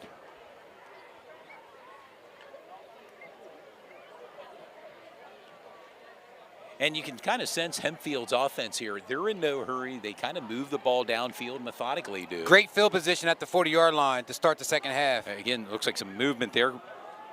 And another run by Hoover right up the middle, out near midfield. As we said before, Grant Hoover is only listed at 5'9", 170, but he plays like he's 6 foot, 205, to be honest with you. He gets some big-time yardage, and he can take a hit after getting contact. I mean, he can keep on going. And it just seems like he's really warming up now on this warm night here at Dallastown. And just like that, new set of Hempfield's downs. at the 50-yard line, already pretty much kind of knocking on the door against Dallastown. And this Dallastown crowd is very quiet. You expect them to be a lot louder, knowing that their team is down and can go down by two touchdowns. Yes, and Hoover again looking for running room down the left sideline, inside the 30-yard line. And dude, to me, it seems as if this offense of Hempfield wearing out this defense of Dallastown, dude. Hoover's field vision is by par top notch. I mean, he's finding holes and just attacking. And again, I know this is the first game of the year, but you want to get the fans and to get the crowd excited. Right now, you can hear a pin drop on the Dallastown side. It's quiet as heck over here. I'll let the fans know that's where we are broadcasting from tonight on Dallastown side, outside the. Got to pick up the energy right now. I think the Wildcats, the football players, they need that energy from the fans. It'd be nice if the cheerleaders can get them hyped up a little bit because Hempfield's doing what they want, and Hoover has the ball Hoover again. Go back to what's working here, and he just keeps on trucking. Hoover with another big run, and big chunks of yards along with chunks off the clock right now, under 10 minutes. And Todd, should we talk about tonight's theme for Dallastown? They have Beat Cancer. I see a lot of fans with Beat Cancer shirts Yellow on tonight. T-shirts wearing here tonight, and raised over $1,000 here for the Four Diamonds Association. It's a great event, great fundraiser, great cause. And it was a big-time afternoon here. I mean, they had field trucks. They had a pregame tailgate party here from 4 to 6 with various food trucks in attendance and a big crowd here as well to watch Dallastown play host to Hempfield. Just over 9.5 minutes to go here in the third quarter. Hempfield up 21-13, but Hempfield threatening. Grant Hoover tripped up. Not much running room there for Grant Hoover. Hand off to Hoover. Caleb Hurst with the takedown. Second down. Brings up a second down for Hempfield. Want to remind the fans that are tuned in, we'll be back on the air tomorrow. Kind of a doubleheader weekend for us. Doubleheader. We'll be featuring Central York versus Central Dauphin. Two teams that have a little bit bad blood against each other. I mean, I know, and again, Central York is entering that post-Pribula era. Yeah. Not having Cade or Bo there. It's been 7 years. 7 years of too. Central having one of those guys back there, the brothers. Great pass. Great passing. Caught by Andy Garcia. Landis' pass to Garcia is complete. Looks like he's down near the 13-yard line, make it the 12. And if you ask me, Todd, it feels like Hempfield kind of figured Dallastown out at this point. They're doing what they want. Yeah. They're not running. They're not scrambling on the run. They're looking comfortable in the pocket, and they're getting chunk yardage every time they have the ball. They are, and clearly they're in control of this game. Hempfield up by 8, but they're threatening for more, fans, with just over 8 minutes to go here in the third quarter.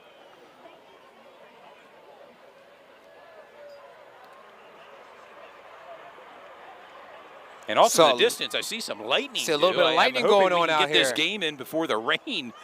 And Hoover a big again. run there by Hoover, right up the middle near the goal line. And there's no stopping. Hoover. Number 3, Grant Hoover. I mean, we talk about players of the game here, dude. Grant Hoover potentially could be a player for Hempfield. And right now, what's looking very suspect is Dallastown's defense. Yes. Up front, they're getting pushed back with ease from Hempfield. Hempfield has some bigger players up front. Their O-line is really helping them secure this, secure the lead so far. And momentum. Yeah, and so Dallastown, when they get the ball back on offense, they have to be a little bit more creative. Get the ball to Michael Scott, of course, Kenny Johnson, Fox, and, Owen Strauss. But right now, they got to have some type of, pride and have to stop before they go down by 2 touchdowns. And back to what works, Hoover. Now looks like it's tripped up by number 3, Caleb Fox. Caleb Fox, the linebacker. Yeah. And that's what they needed. They needed about 2 more plays like that. But interesting to note, this Hempfield Ball Club has had the ball for over 5 minutes now, and they continue to just methodically chip away here.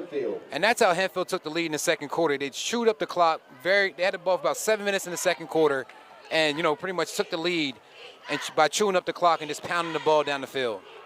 And that's a quarterback sneak, and he's in easy. And he's in easily. Jackson Landis, number 8. His 4th touchdown run of the night. And Jackson Landis is down. I don't know if that's a cramp. Landis with the keeper around the left side. He's into the end zone. Touchdown, Hempfield.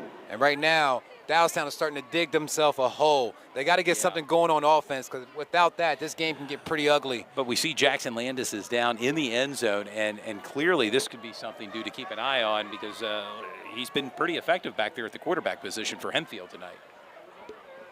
And you're right, maybe it's a cramp. At this point, it's still hot and humid out here. It is. And again, it's the first game of the year. These teams are, just working out their own kinks and, figuring out what works. And again, Hempfield being on the road, they're doing a great job of coming down to Dallastown, knowing there's pretty much 2 Division I guys on the Dallastown team, and they're holding their own very easily. Well, and we've been remiss in not mentioning, for Hempfield, number 54, David Powell. Yes, he's a junior, 6'3", 350 pounds, left tackle. And as we said before, Todd, Hope Landis, the quarterback, he's down right now. I believe it's just a cramp, but I hope he's okay. But again, on the Dallastown side, they were very loud in the first quarter, and the players really fed off of that. That's when they had their best quarter so far in the first. But since then, it has been very quiet on the Dallastown side. And I think you still got to have that energy for your team, because you still have a whole another 6 minutes to go in this third quarter, and then 12 minutes to go in the fourth. Yeah, and right now, Jackson Landis still down, training staff tending to him in the end zone with 6:32 to go. And essentially a 2-score lead for Hempfield. And would be a good time to mention our sponsors tonight, Dean's Auto Plaza. Yep, located at 6851 York Road, Hanover, PA, 17331. Phone number 717-632-9989. Check out the inventory on Facebook and online. York and Adams County area's biggest car and truck dealer. Ask for Bruce. This is their 3rd year in a row sponsored with Sports Shooting Stars. So big shout out to Dean's Auto Plaza. Also, Basil Insurance. Another long-time sponsor, Greg Basil, the owner of Basil Insurance, located at 2210 West Market Street, York, PA. You can look them up on Facebook or visit their website underneath basilinsurance.com, or you can give them a call at 717-792-6400. And also, Inch & Company Sports, reliable and already a household name. Inch & Company Real Estate and Landscaping are now venturing into the sports world. They have an upcoming fundraising event for former Spring Grove star and Michigan Wolverine point guard Eli Brooks. Eli goes to training camp for the Indiana Pacers in September, and right before he leaves, Inch & Company is hosting an event on September 15th to send him off. Eli is a humble young guy, and he needs all the support we can give him. Drills, training, food, refreshments, and some prize giveaways. All this goes down on Thursday, September 15th, located at the old Central High School right here in York. Also, S3 Performance Training, the leading training facility for student athletes in the 717 area and beyond. John Turpak or Ron Johnson specializes in strength, speed, stamina, and they work with hundreds of student athletes per year. Check out S3 Performance Training. They're located at 2810 East Prospect Road, right here in York, Pennsylvania. They specialize in individual and group performances to help every athlete reach their maximum potential. Remember, their training's not limited to just student athletes. It's for everybody. Contact John Turpak or Ron Johnson at www.s3performancetraining.com or call 717-542-4247. Parma's Pizza of Dallastown. How about it? Yeah, good friend Darren Bonaquista. Parma is located at 476 East Main Street in Dallastown, and their phone number is 717-501-5608. The Parma's location is newly renovated and has a great dine-in area. They also provide pickup and delivery. Contact us to schedule your next organizer or fundraiser for Parma's. What are you waiting for? Call now, 717-501-5608. Or you can order online at www.parmaspizzaandgrill.com. And remember, it's pizza so great, you'll scrape your plate. And our last sponsor, York Area Flag Football League, has over 750 adults on 40-plus teams in both York and Hanover, offering youth, co-ed, and men's leagues. There he is, quarterback on his feet right Glad now. to see it. Yeah, I believe that's a cramp. I can see the way he's walking. He's pretty stiff in his right leg, and that's a great thing. That's not no major injury. I believe it's just a cramp. He has 4 touchdowns so far in this game. So Jordan Landis is doing. I'm sorry, not Jackson Jordan. Landis. Jackson Landis is doing an amazing job for the Hempfield Black Knights. Yeah, it could be another potential player of the game for us. Well, he's high on my list as far as being player of the game. Also want to thank all our sponsors. Many of them are returning sponsors, and we also want to thank them for the committed support to our program. You can see their logo and their contact information at the bottom of our screen throughout the game. Look them up online as well. We encourage fans to support local businesses, and these guys are all local. They go right in their pocket and help us out and help us get these games on TV. Helps us offset our camera equipment fees and the merchandise. We give away player of the game shirts. We do a lot throughout the season to kind of give these student athletes more exposure and more empowerment. More recognition, yes. That's what it's about, the student athletes. And right now, Hempfield with a commanding lead over Dallastown. Now, Todd, would you say this game is out of reach? I think there's still plenty of time. Still plenty of time, right? You got a full quarter and a half to go here. And when you have some of the high talent players such as Michael Scott and they can Kenny score Johnson, fast. they can score quick. Yeah, it's only a 2-score game right now. No good, Boo. A missed extra point. Technically a 14-point game. It's a 2-score game. Dallastown still has the opportunity to get back into the game. You just got to do it one play at a time. Yeah. The defense has to step up. I mean, just to be honest, Dallastown defense has to step up. Right now, the quarterback, Jackson Landis, is pretty much running all over, and also Hoover. Hoover's been having the running back, Hoover's been having a great. And the offensive line for Hempfield really dominating. You've said it best, Stu. This defense of Dallastown has to make a stop against Hempfield and kind of change the momentum of this game. And Grant Hoover has already over 100 yards in this game. He's pretty much been running any which way he can. Have you ever heard much from Michael Scott or Kenny Johnson since the first quarter? But both of them are back to receive the potential kick. Now, this would be if Michael Scott gets this kickoff, this would be the second time he gets the kickoff. He's going on the inside. I would suggest to have him break on the outside. Once he gets to the outside, it's off to the races.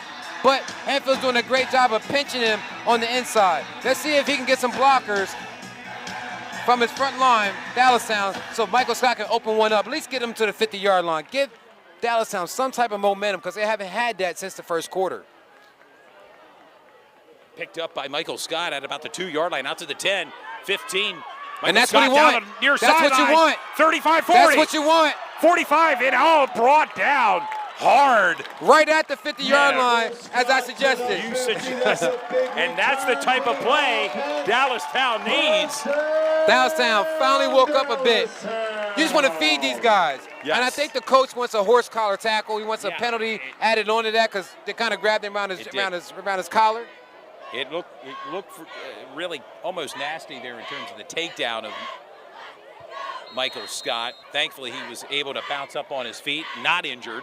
And Will Ratchford asks, is Jackson okay? From what we can see, Jackson, the quarterback, Jackson Landis, is okay. He got up on his own accord. He walked off very stiff in his right leg, which we believe is a cramp. But, due to the heat. We'll see. But they have a dual quarterback system, so we'll see who comes in for the Hempfield next time they get the ball.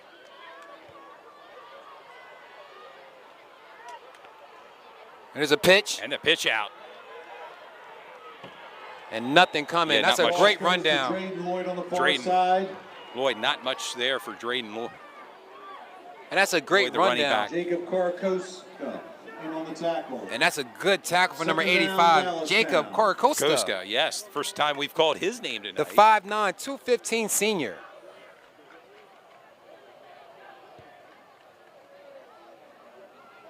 Ball now at midfield, Dallastown. Dallastown do need something right now to kind of carry them through here the third quarter. Let's see what they can do on this series. Yeah, right now I think they do have some type of momentum. They have to capitalize. Let's see what Dallastown has. Strauss is rolling. Pressure.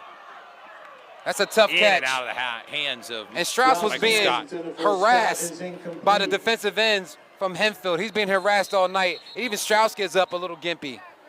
Well, and number 25, it looks like, is that Michael Briscoe for Dallastown. And again, it may be a cramp. And you're seeing cramps all throughout Yeah. this game, as this being the first game of the season. You're going to see that with these warm temperatures.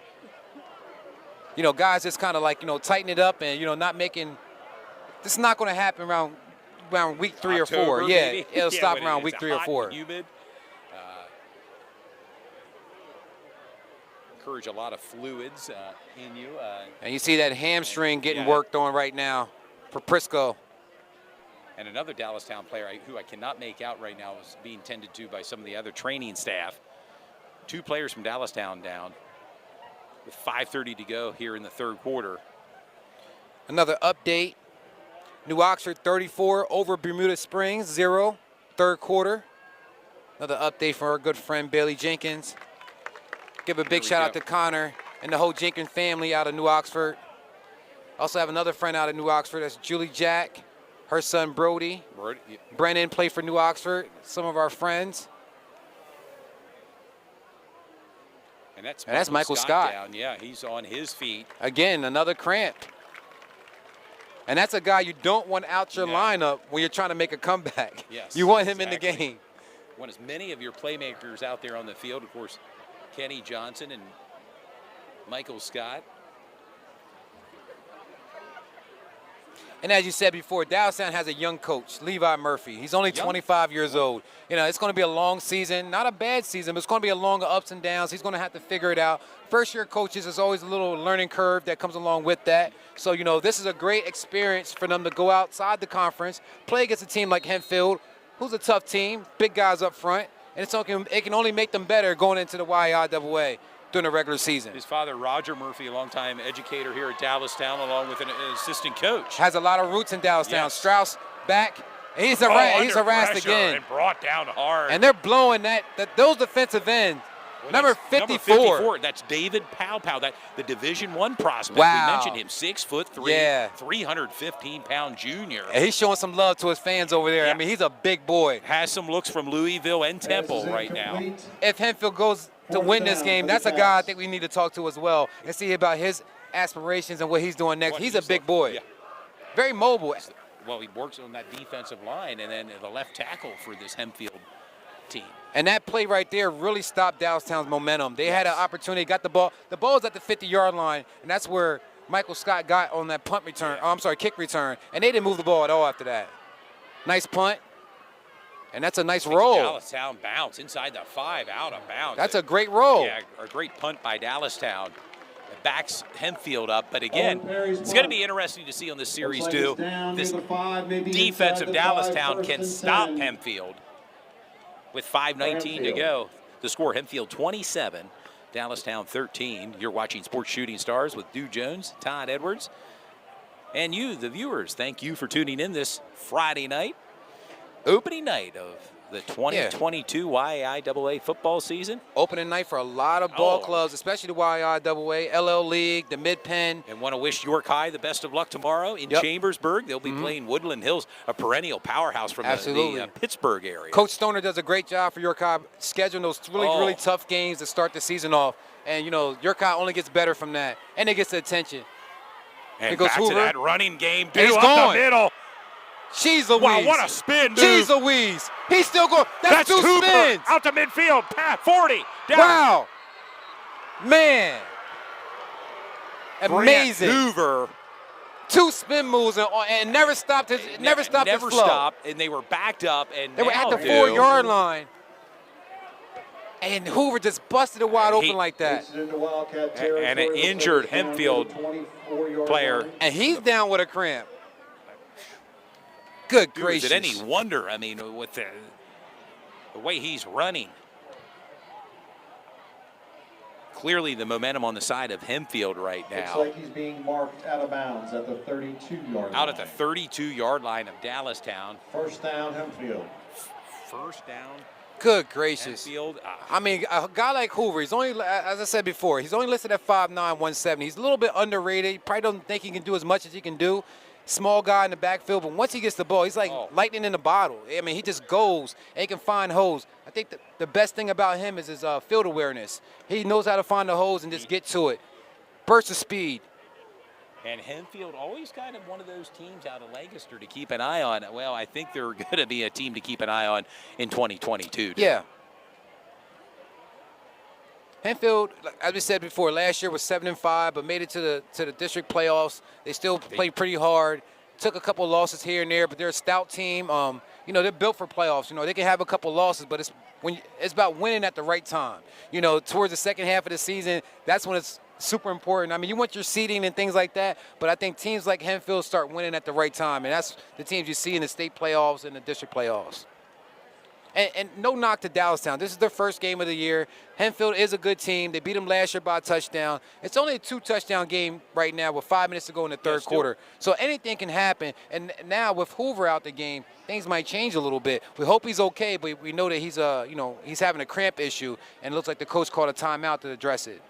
And this Dallastown Ball Club will head on the road next week to play Manheim Township. You remember, viewers? Well, we had that Dallastown and Manheim Township game here last year with Anthony Ivy, remember, dude? Yeah, absolutely. Anthony Ivy was must-see TV. Him and Kenny Johnson.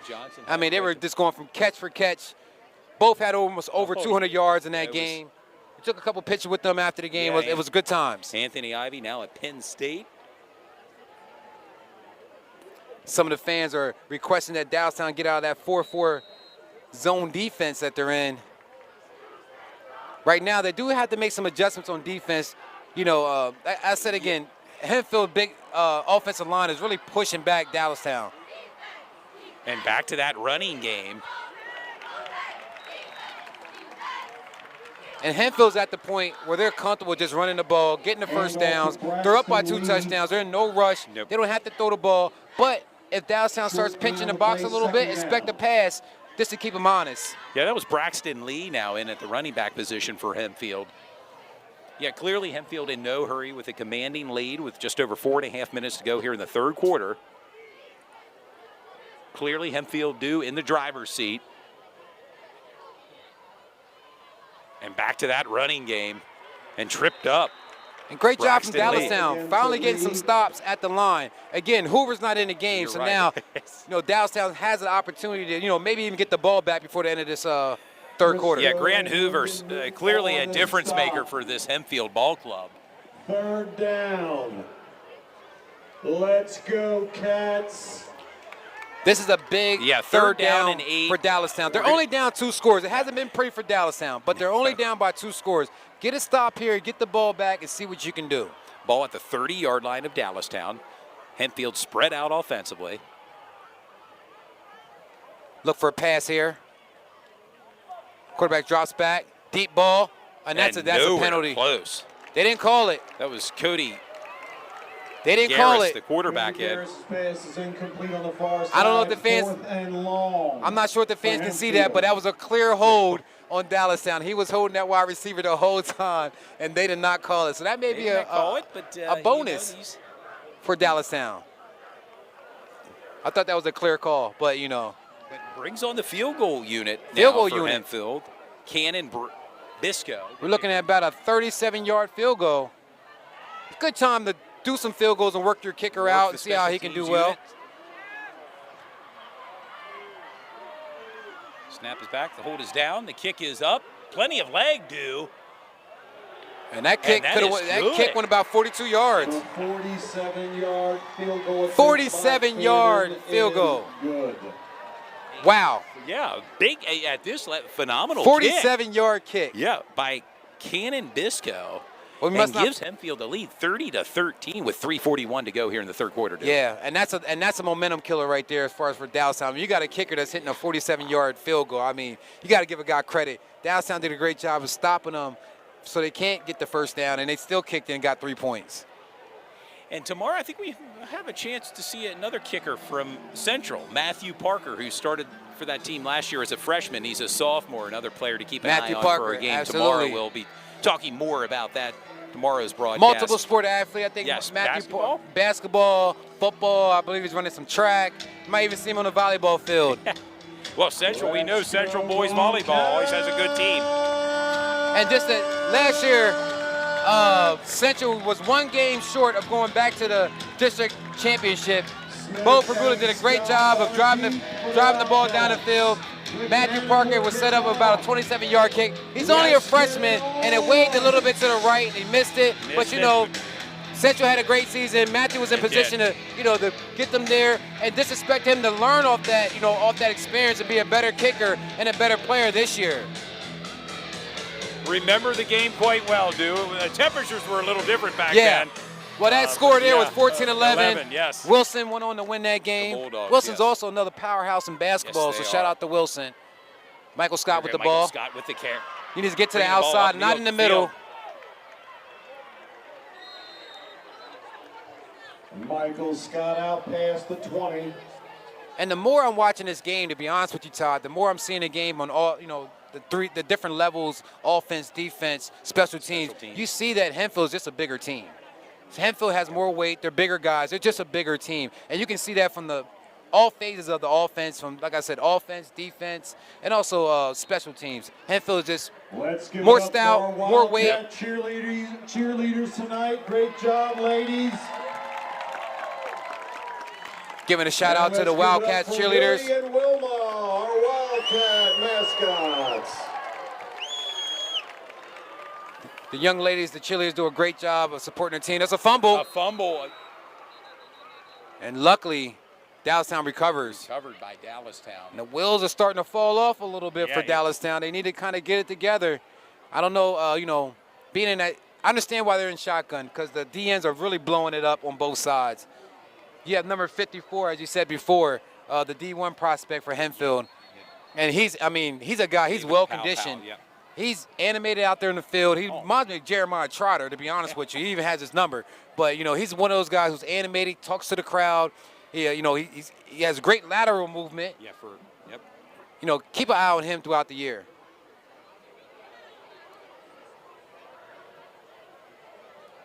Also want to thank all the fans for tuning in to our game. Our first game of the season. We have 9 games scheduled, 2 open weeks where we might plug a game in there here and there. We had some big-time matchups. Like I said, we have Cumberland Valley, Central York, Central Dolphin, York High and Red Lion. York High, Red Lion. York Cotton Central, of course. Central, of course, that's become an annual event for sports shooting. Absolutely. Stars, too, every year. That's the last game of our season for like the last 3 years. Which always goes up against the backyard brawl, Dallastown and Red Lion. Each year we're always broadcasting the Central and York Cotton, and really it comes down to one of those two teams in Division One.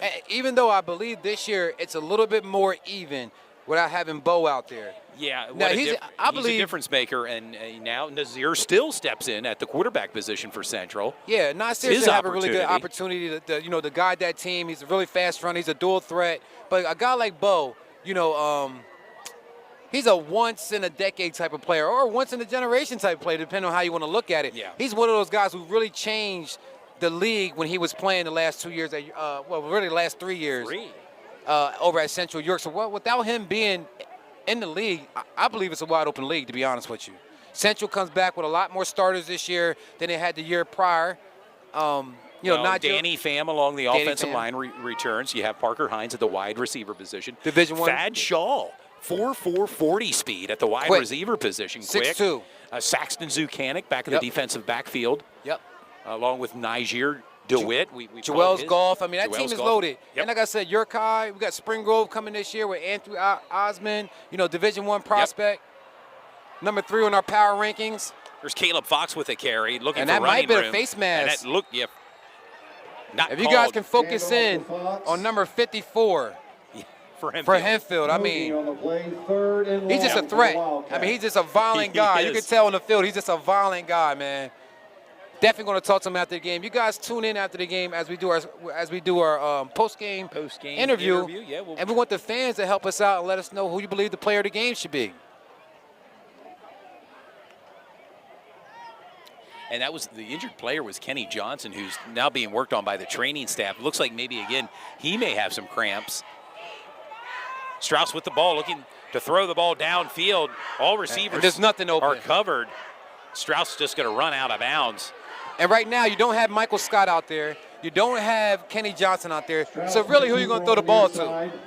They're your two deep threats or your two best options. I'm not saying the other guys can't catch the ball, but without having those two guys out there on the field, I mean, it's really disheartening, and it really, exposes Dallastown of being a one-dimensional team. Yeah, again, the training staff working on Kenny Johnson right now on the sidelines. And it seems like a lot of players kind of cramping up here tonight. Understandably so. It's pretty hot. And that's a high snap. High snap again by the long snapper for Not Dallastown. the greatest kick. It's going to take nice a bounce, but not the greatest hit. Bounce picked right. up there by Micah Gates down the far sideline. And just like that, Hempfield's already at their territory down inside the 30. Already at Wildcat territory at the 35-yard line. Right now, it seems like everything is working for Hempfield. Yes. With 1:32 to go, Hempfield 30, Dallastown 13. We're in the third quarter. And the student section at Hempfield yelling, "You can't stop us." And hey, we'll see if Dallastown can stop them here on this series. And it looks like Grant Hoover back in the backfield there. And he's been a monster right now so far for that Hempfield team. Pure strength. I mean, like I said, I haven't seen one guy take him down the whole game. He just has that. He just keeps his legs churning. Yes. And he keeps going, man. And Grant listed at 5'8", 170. But you said it earlier, dude. He's playing a lot bigger than that. Yeah. For sure. Again, Hempfield in no hurry right now offensively as they're kind of milking the clock with this lead. And what about that York Catholic, the lone Catholic game we got coming up, the Battle of the Catholics? Battle of the Catholics, and of course that's homecoming game. We'll be there for homecoming. That'll be nice. We may have to look rather dapper that evening. Yes, again, yes. Have to wear a suit and tie. Yeah, for that broadcast.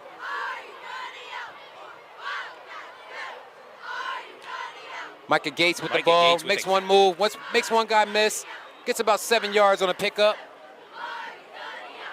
Garris complete to Gates on the far side. And right now, number 9, Cody Garris is in the game, replacing Jackson Landis. Jackson Landis had that cramp and he had 4 touchdowns at that time. He got a cramp on his last touchdown. He hasn't been back in the game since, but they do have a dual threat. And they do have a dual threat out there as far as quarterbacks. Well, another Dallastown player down, and would appear to be cramps again, Yeah, expect to see that. There's a lot of cramping going on in this game. There's about, I can count about 8 cramps. Yeah, oh. But guys kind of went down, and that's not the ones that we haven't seen, to be honest with you. That's not including you too, right? Yeah. You and me. Yeah, Standing here calling this. Our legs lock up too. One. Oh, 30 seconds to go here in the third quarter. Also want to give a big shout out to Dallastown. Like I said, they're doing their fight cancer awareness. Yep. They had a tailgate party as well, They which did. is always fun. A lot of people do show up for those events. And Dallastown has probably one of the best food trucks and food venues in the county for at least your county. And a big crowd here has come out tonight for opening night of football. Normally you have one concession stand in one place, but Dallastown has a concession stand on both sides, on the visitor side and the home side. Glad to see number 25 for Dallastown walk off the field on his own accord. Yeah, that was Michael Prisco. And that's his second cramp. Michael Prisco been cramping up so far in this game. They'll work out their kinks, and like I said, Dallastown is still got some fight in them. And right now, Hempfield just working the clock. It's only 7 seconds to go in this third quarter. They're in no rush to get the ball off. And they may just let the clock go down to 0, and they do offensively here. And we've arrived at the end of the third quarter with your score, Hempfield 30, Dallastown 13. Your thoughts and comments so far through 3 quarters here at Dallastown? Well, 3 quarters, I believe the first quarter was all Dallastown, as we said before. Second quarter, Hempfield woke up, punched Dallastown back in the chin, and I don't believe Dallastown recovered since then. They haven't got the ball to Kenny Johnson that often. Michael Scott, he has some bursts of speed and some excitement with him, but he didn't have an opportunity to really do what he needs to do. They haven't had a good chance to get the ball to him. What I would suggest, Coach Murphy, is maybe put some more plays in for Michael Scott and Kenny Johnson. I'd like to see Kenny Johnson do some end arounds, some wheel routes. Same thing for Michael Scott. You just don't want to have them go one-on-one and hope you get the ball down there. The way that Hempfield is the defensive ends are blowing up the line, that's not giving Strauss a lot of time to throw the ball. So you got to work around and do something different. Just want to see some change up and some different play calls for Dallastown, especially if you're starting to pack it in a little bit. This game may be a little bit out of reach. So start working on some things that can help you next week. And it'll be curious to see, if Kenny Johnson and Michael Scott return. They both went out with some cramps. We'll see. I would like to see Michael Scott and Kenny Johnson in for this series. And if nothing happens, then you go ahead and take these guys out and get them prepared for next week. But as you can see, Michael Scott is still in the game. Don't see Kenny Johnson. You mentioned about some of our upcoming games through the season, the Battle of the Catholics. How about the Division II matchup between York Suburban and West York? Yes, and West York can only go up. Last year they won 0-10, so this year they can only go up. York Suburban's always a sleeper. You never know what to expect from them. There's Hoover with a carry. And that gets Hoover around 125 yards this game. Yeah. And like I said, he's been making it look real easy. Hand off to Hoover. He scoots down inside the 20. If Hempfield does punch it in, we are going to request that the fans on the live chat or, help us out figuring out who you believe the player of the game should be or who should be talked to on the sideline. Right now, my vote would be Hoover and also Landis.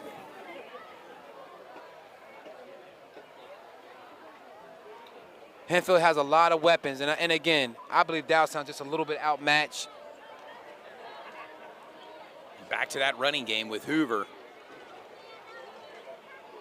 Grant Hoover may approach close to 200 yards rushing here by the end of the night, Hoover, Lyndon Muth with the tackle. Short gain on the play. We want to encourage the fans to check us out. Second down. We're coming back tomorrow. Tomorrow. Oh, yeah, doubleheader weekend for top of the morning, noon. We'll be back out there setting up, getting ready for that Central York versus Central Dauphin game. And I'm watching Kenny Johnson walk on the side, and he has somewhat of a limp.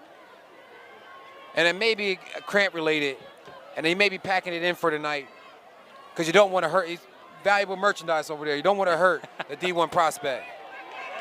Oh, and brought down. Hand off to Hoover.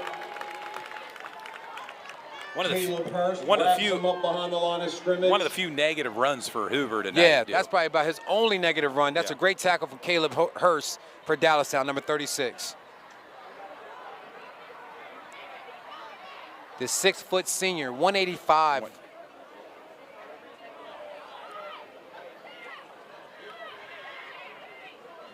Third and long for Hempfield. And it's really hard to judge a team off of one game, especially when it's the first game of the season. Yeah. So I want the Dallastown fans to know, don't get discouraged. This is just one game of the season, and they got 10 more to go. You know, so. Back in shotgun formation, Cody Garris, and they give to Hoover and a flag throw. And that has to be a holding call. And that's about the first time I think I've seen a flag the whole game. Yeah, well, there's been a couple throws. Well, I'm sorry, there was a couple offsides in the beginning of the first half. But, you know, there hasn't been too many flags thrown at all. Game, yeah, so far, yeah. We'll sort this out with 9:39 to go here in the fourth quarter. Hempfield 30, Dallastown 13. And Hempfield's coach, George Eager, should be very happy about the way his team performed tonight.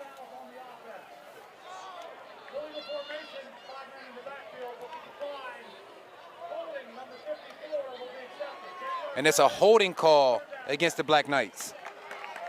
Number 54, we mentioned his name. That's David Powpow, 6'3", 315-pound junior.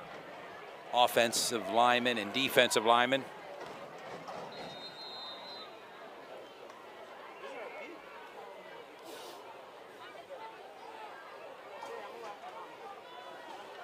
Ball set up at the 26-yard line of Dallastown. Hempfield with the possession.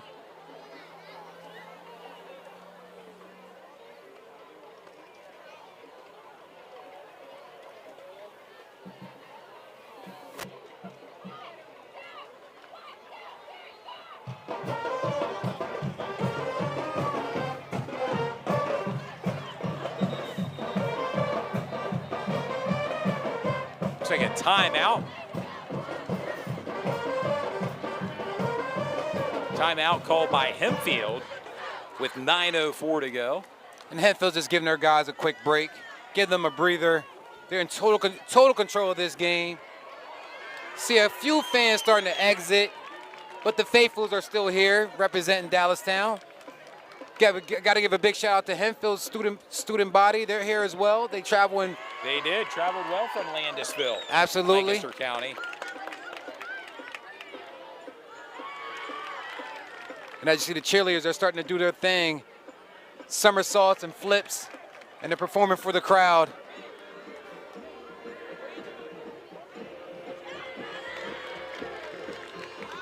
Has a timeout on the field right now.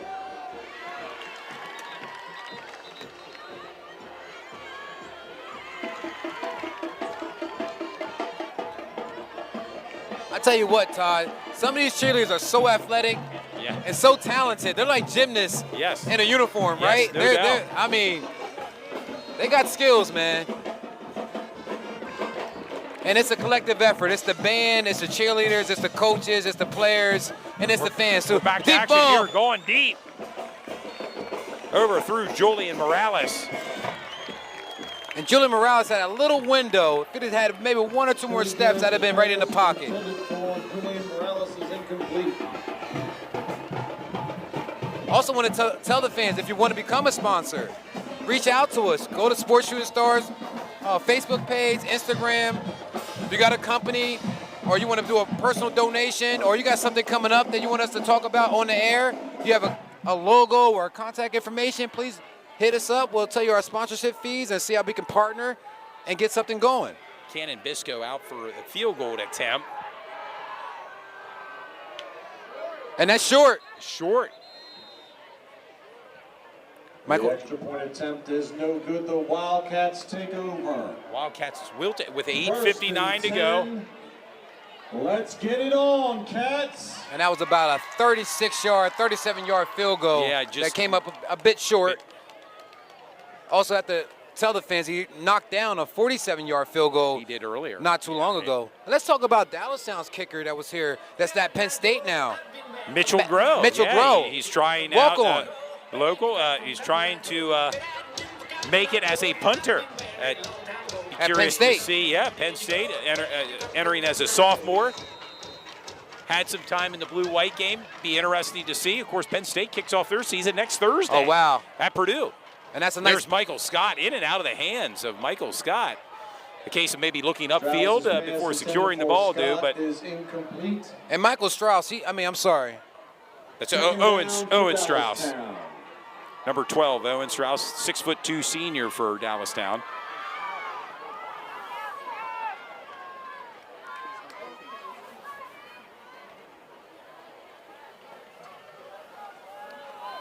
Brings up a 2nd down and 10. Ball on the 20-yard line.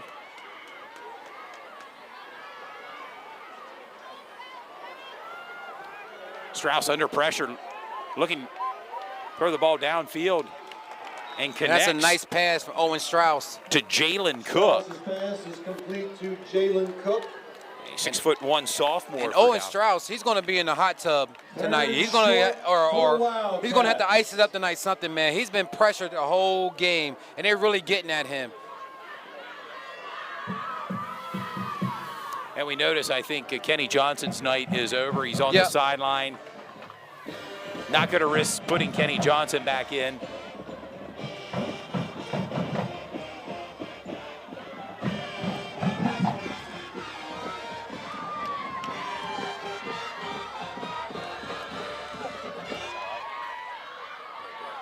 Strauss back looking to throw the ball. Gets hit again. Completes to Jalen Cook for another 1st down. And Strauss is taking a beating back there. Big shout out to Strauss. He's holding it down. But I think he may be coming out the game. No, he's not coming out the game. He's walking towards the sideline. But big shout out to Strauss. He's taking some hard hits. He's sticking it out. Being the heart of the team as he was last year. Him and Fox. Haven't called Caleb Fox's name too often in the second half either. Another one of their big-time players that can rack up a lot of yards for Dallastown Wildcats. On the run, not much open. And picked off. And that may seal the deal here. And that was a desperation throw. He could have ran out of bounds.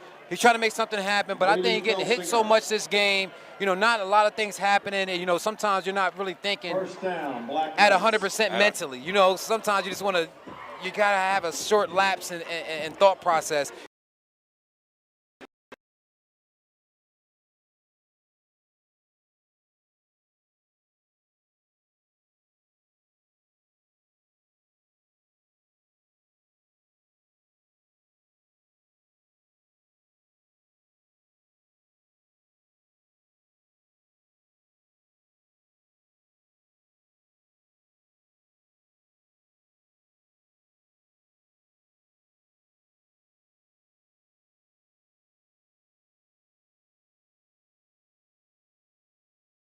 Quarterback.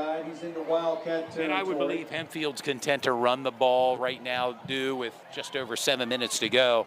And a commanding lead right now. Hempfield 30, Dallastown 13.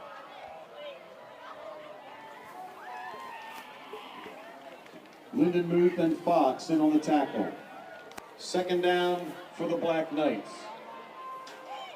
Brings up a 2nd down and 4 for Hempfield. Moving left to right on your TV screen.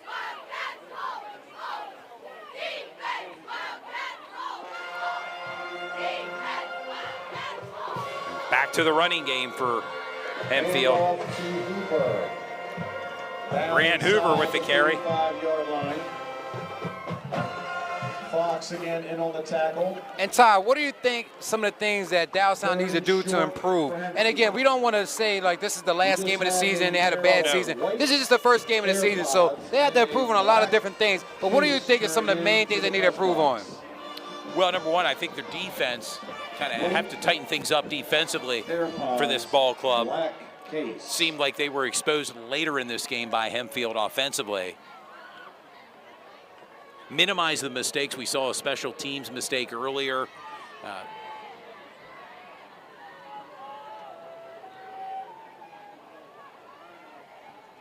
And back to the running game here. Grant Hoover stood up.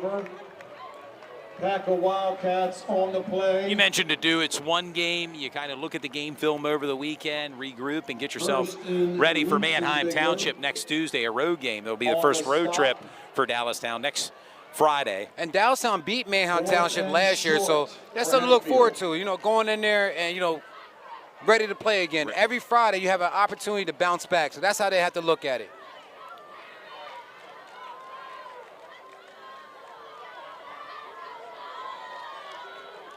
Just over 5 minutes to go here in the fourth and final quarter. Thank you for tuning in tonight to Sports Shooting Stars.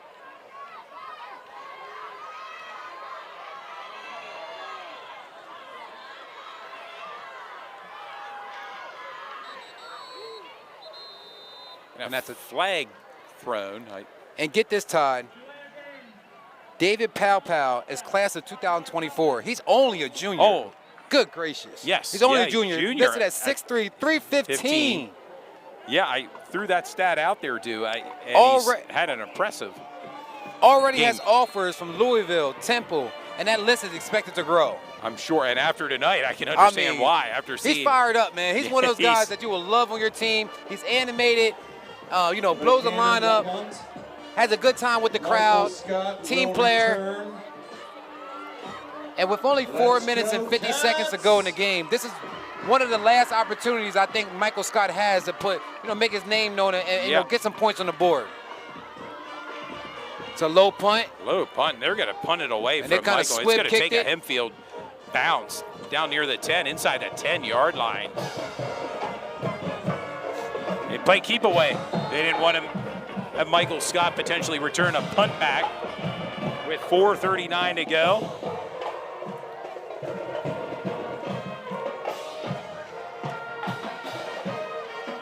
And it looks like David Powell, his night is over. His night is over. He did enough. He harassed the quarterbacks all night long, blew up the line, did a great job, and his night is over. And we will be speaking to him after the game to see about his aspirations, where he want to go next, and this is you know, his thought process for this upcoming year. Only a junior already has Division One offers.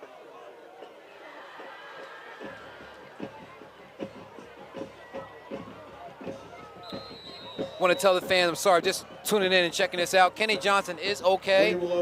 He's off to the side. I believe it just was a cramp. But with the game being out of reach at this point, they don't want to risk anything. It's going to be a long season for the Wildcats. So they want to make sure he's healthy and ready to go for next week. As we mentioned, they'll be traveling to Manheim Township. Dallastown will be. And, of course, next Friday we'll be traveling to Central as Cumberland Valley. Former head coach Josh Oswald of Central, who now is the head coach at Cumberland Valley, will be making his way. That's his alma mater. That's where he went to school at. You know, he had an opportunity to go back home to coach, and he took that offer, which anybody would do, and he's building that program. And right now, in for Central, I'm sorry, William Logan. 6'2" third down senior in at the quarterback position for Dallastown. Owen Strauss's night is complete.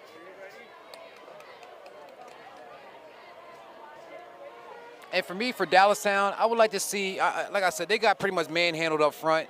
I would like to see some more different play calling. You know, I'd like to see the guys get the ball, you know, Michael Scott, Kenny Johnson, some end arounds. As I said before, some wheel routes. Just kind of mix it up for guys like them. Some double reverses. I mean, they're fast, speedy guys. And you want to keep guys, you know, reeling back a little bit when they have the ball. So, you know, the play calling is crucial. And he sees something open, he runs. He's getting out of bounds, takes a hard hit. Logan with the keeper around the near side. Just over 3.5 minutes to go here in the fourth quarter. Don't go anywhere. We'll plan to be part of the post-game show, heading down to the field to get some interviews with a player of the game or players of the game. And you know, when you think of some players that we want to talk to, Gates will return. Jackson Landis comes to mind, the quarterback. Perry will punt. Grant Hoover, the running back for Hempfield. Yep, Jackson Landis, Grant Hoover, and David Palpal. These are guys that we definitely want to speak to. They did a great job of controlling the tempo of this game. With a little less than 3 minutes to go. And let's see if we get some. Let's see if we get some live updates of some of the scores around the league. I'll take a look on my phone and see if we can find some scores around the league. First week of football in the YIAA, and a lot of teams throughout the county, in different counties. I'm sorry. Yeah, they're playing. We know York Catholic's at Lancaster Catholic. West York's at Elko tonight.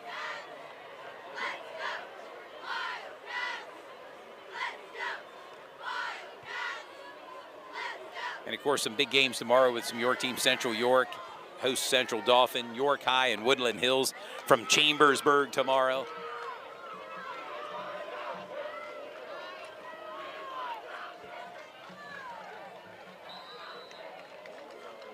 Handoff to Elijah Walls. Elijah Walls now in at the running back position for Hempfield.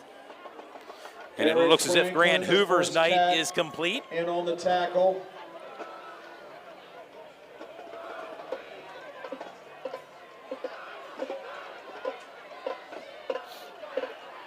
Had a couple technical difficulties at this field tonight, but it's our first game of the year. We got some new equipment that we're tinkering around with as well. So everything's pretty much on the fly. We have it's on the go.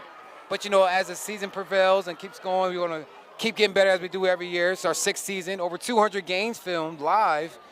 Basketball, football, volleyball, semi-pro game, the BK Classic. Right here, if I remember correctly. Remember, it was a little cooler that day. Oh, it was definitely cold. It was a full day of football that day at the BK Classic. And back to action here. Hempfield content to run the ball and run the clock out down here. Inside the 45-yard line, looks like the 42. Less than 2 minutes to go in the game. Pack of Wildcats again in on the play. And the highlights for Dallastown was that big play from Kenny Johnson, 67-yard run to the house, and also the pick six for Dallastown. About 35-yard run to the house, and pretty much not much after that. But they'll get it together. After that, it's been all Hempfield. The Black Knights going to secure their first win the season. And that's a nice shoestring tackle for number 33 for Dallastown. Nicholas Slusher with the tackle. Seeing a little bit of lightning in the background here. Gives a nice effect to this game. As long as it stays there in the distance, and with under a minute to go, I think we'll be pretty safe here for the rest of the night.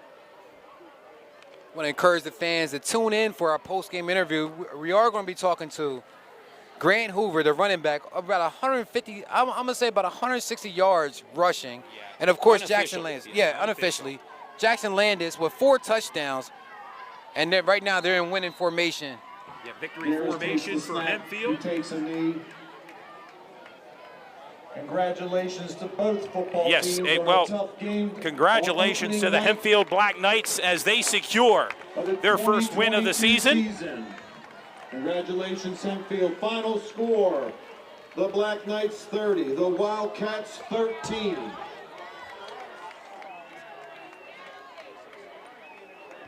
Thank you to our outstanding custodial and maintenance staff of our Buildings and Grounds Department. We could not host an event without their constant efforts, especially now as they provide extra cleaning and sanitizing of our school property. A big thank you to Buildings and Grounds. We'd also like to thank our event staff, York Area Regional Police, York Regional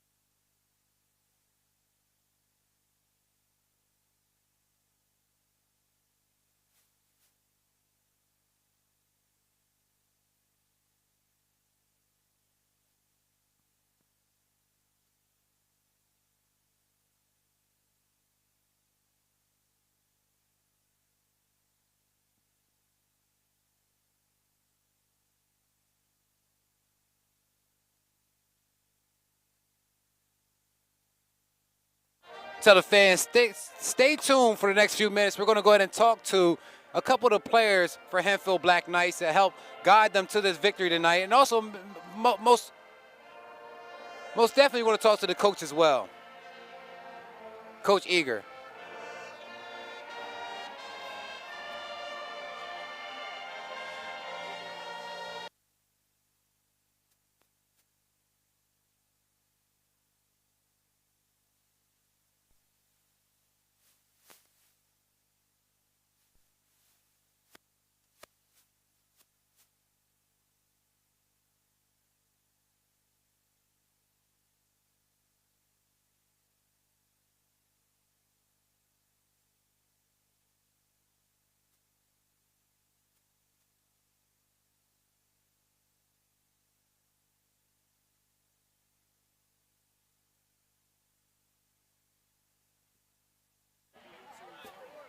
We're back, sports fans. Todd Edwards, Dude Jones, with some of the winners here tonight at Hempfield Black Knights. We're going to move, gentlemen, a little closer to our Wi-Fi signal. But we have three big-time players here. I mean, Grant Hoover, the running back, ran all over Dallastown. Of course, the quarterback right here to my right, Jackson Landis, and the big guy in the middle. Dude, take it away here. Yeah, Grant Hoover, I'm going to start with you, man, since you're the closest one to me. So, coming into this game, you look a little smaller out there, man, but I said, you have great field vision. You know what I mean? What's one of the things that you like about playing on this team? I love the team. I love leading the team. Me, Jackson, Dave. All of us. We're all always together. We're always, doing well at practice. We're always coming to practice 100%. It's a good team. I'm excited for the how we play for the rest of the games. I'm excited. Well, I noticed, man, right from the get-go that one guy can't bring you down. I mean, that's not going to happen. I mean, it takes more than one guy to bring you down, man. Very shifty out there, man, and you did a great job. And real quick, you want to say anything to anybody that's watching, Mom or Dad? Love you, Mom. Love you, Dad. Love you, fam. Just love you guys. All right, sounds good, man. Great job, man. Great job tonight. And, hey, we got Dave in the middle here. I mean, his presence, I'll tell you, as a left tackle and on the D line, and getting some looks, by the way, from Louisville Temple. Your thoughts about tonight's game before we talk college? Nothing really. He just came in with the game plan and just put it to use, and obviously it worked out. He had 4 touchdowns. Mistakes early on, but, we finished it well. Yeah, you finished well, and 4 touchdown runs. I'll tell you what, and sore there in the end zone. Are you okay? Yeah, just cramps at the end there, but I'll be okay. Yep. Big win for Hempfield. Go ahead. David, real quick, man, I can tell, even you standing here, man, you got a smile on your face, man. I haven't said it out there. You can tell you have a lot of character. Yeah. You're very animated, man, and that's what we like to see, man. How long have you been playing football, man? And I know you have a love for the sport. So, what are your goals for this year? Goals for this year? I don't really have personal goals about the team, just to win more games and make it to a district championship again. Not again, but further in districts. Absolutely. But, what was the other question? Well, I just said, what are your goals for this year? Like I said, team goals. Team goals, just win section first, take it game by game, and eventually hit the districts and then focus on that, but we'll take it game by game first. Well, tonight you start out 1-0. Jackson, your thoughts on where you go from here? Practice tomorrow morning, and then we got York High next week, so, right back at it. And we're familiar with York High. It's going to be a big matchup. York High and Hempfield next week. You heard it here, fans. Our players of the game here right now. Well-deserved. Yeah, you guys. Hempfield Black Knights. Anything you like to say to your parents, maybe your friends that are watching? Hi, Mom. Hi, Dad. Oh. Hey, go ahead. You guys got it, man. You go first. Your stage. Hi, Mom. Hi, Dad. I guess my grandparents are watching, too, so hi to you guys. I'll see you soon. Hey, you guys did a great job. I'm going to follow you guys on Facebook, Instagram, and stuff like that. Go back with your team and get ready, man. Good job, guys. Good luck. See you later. The rest of the way. Hey, man, good job. Care, man. Way to work. Yep.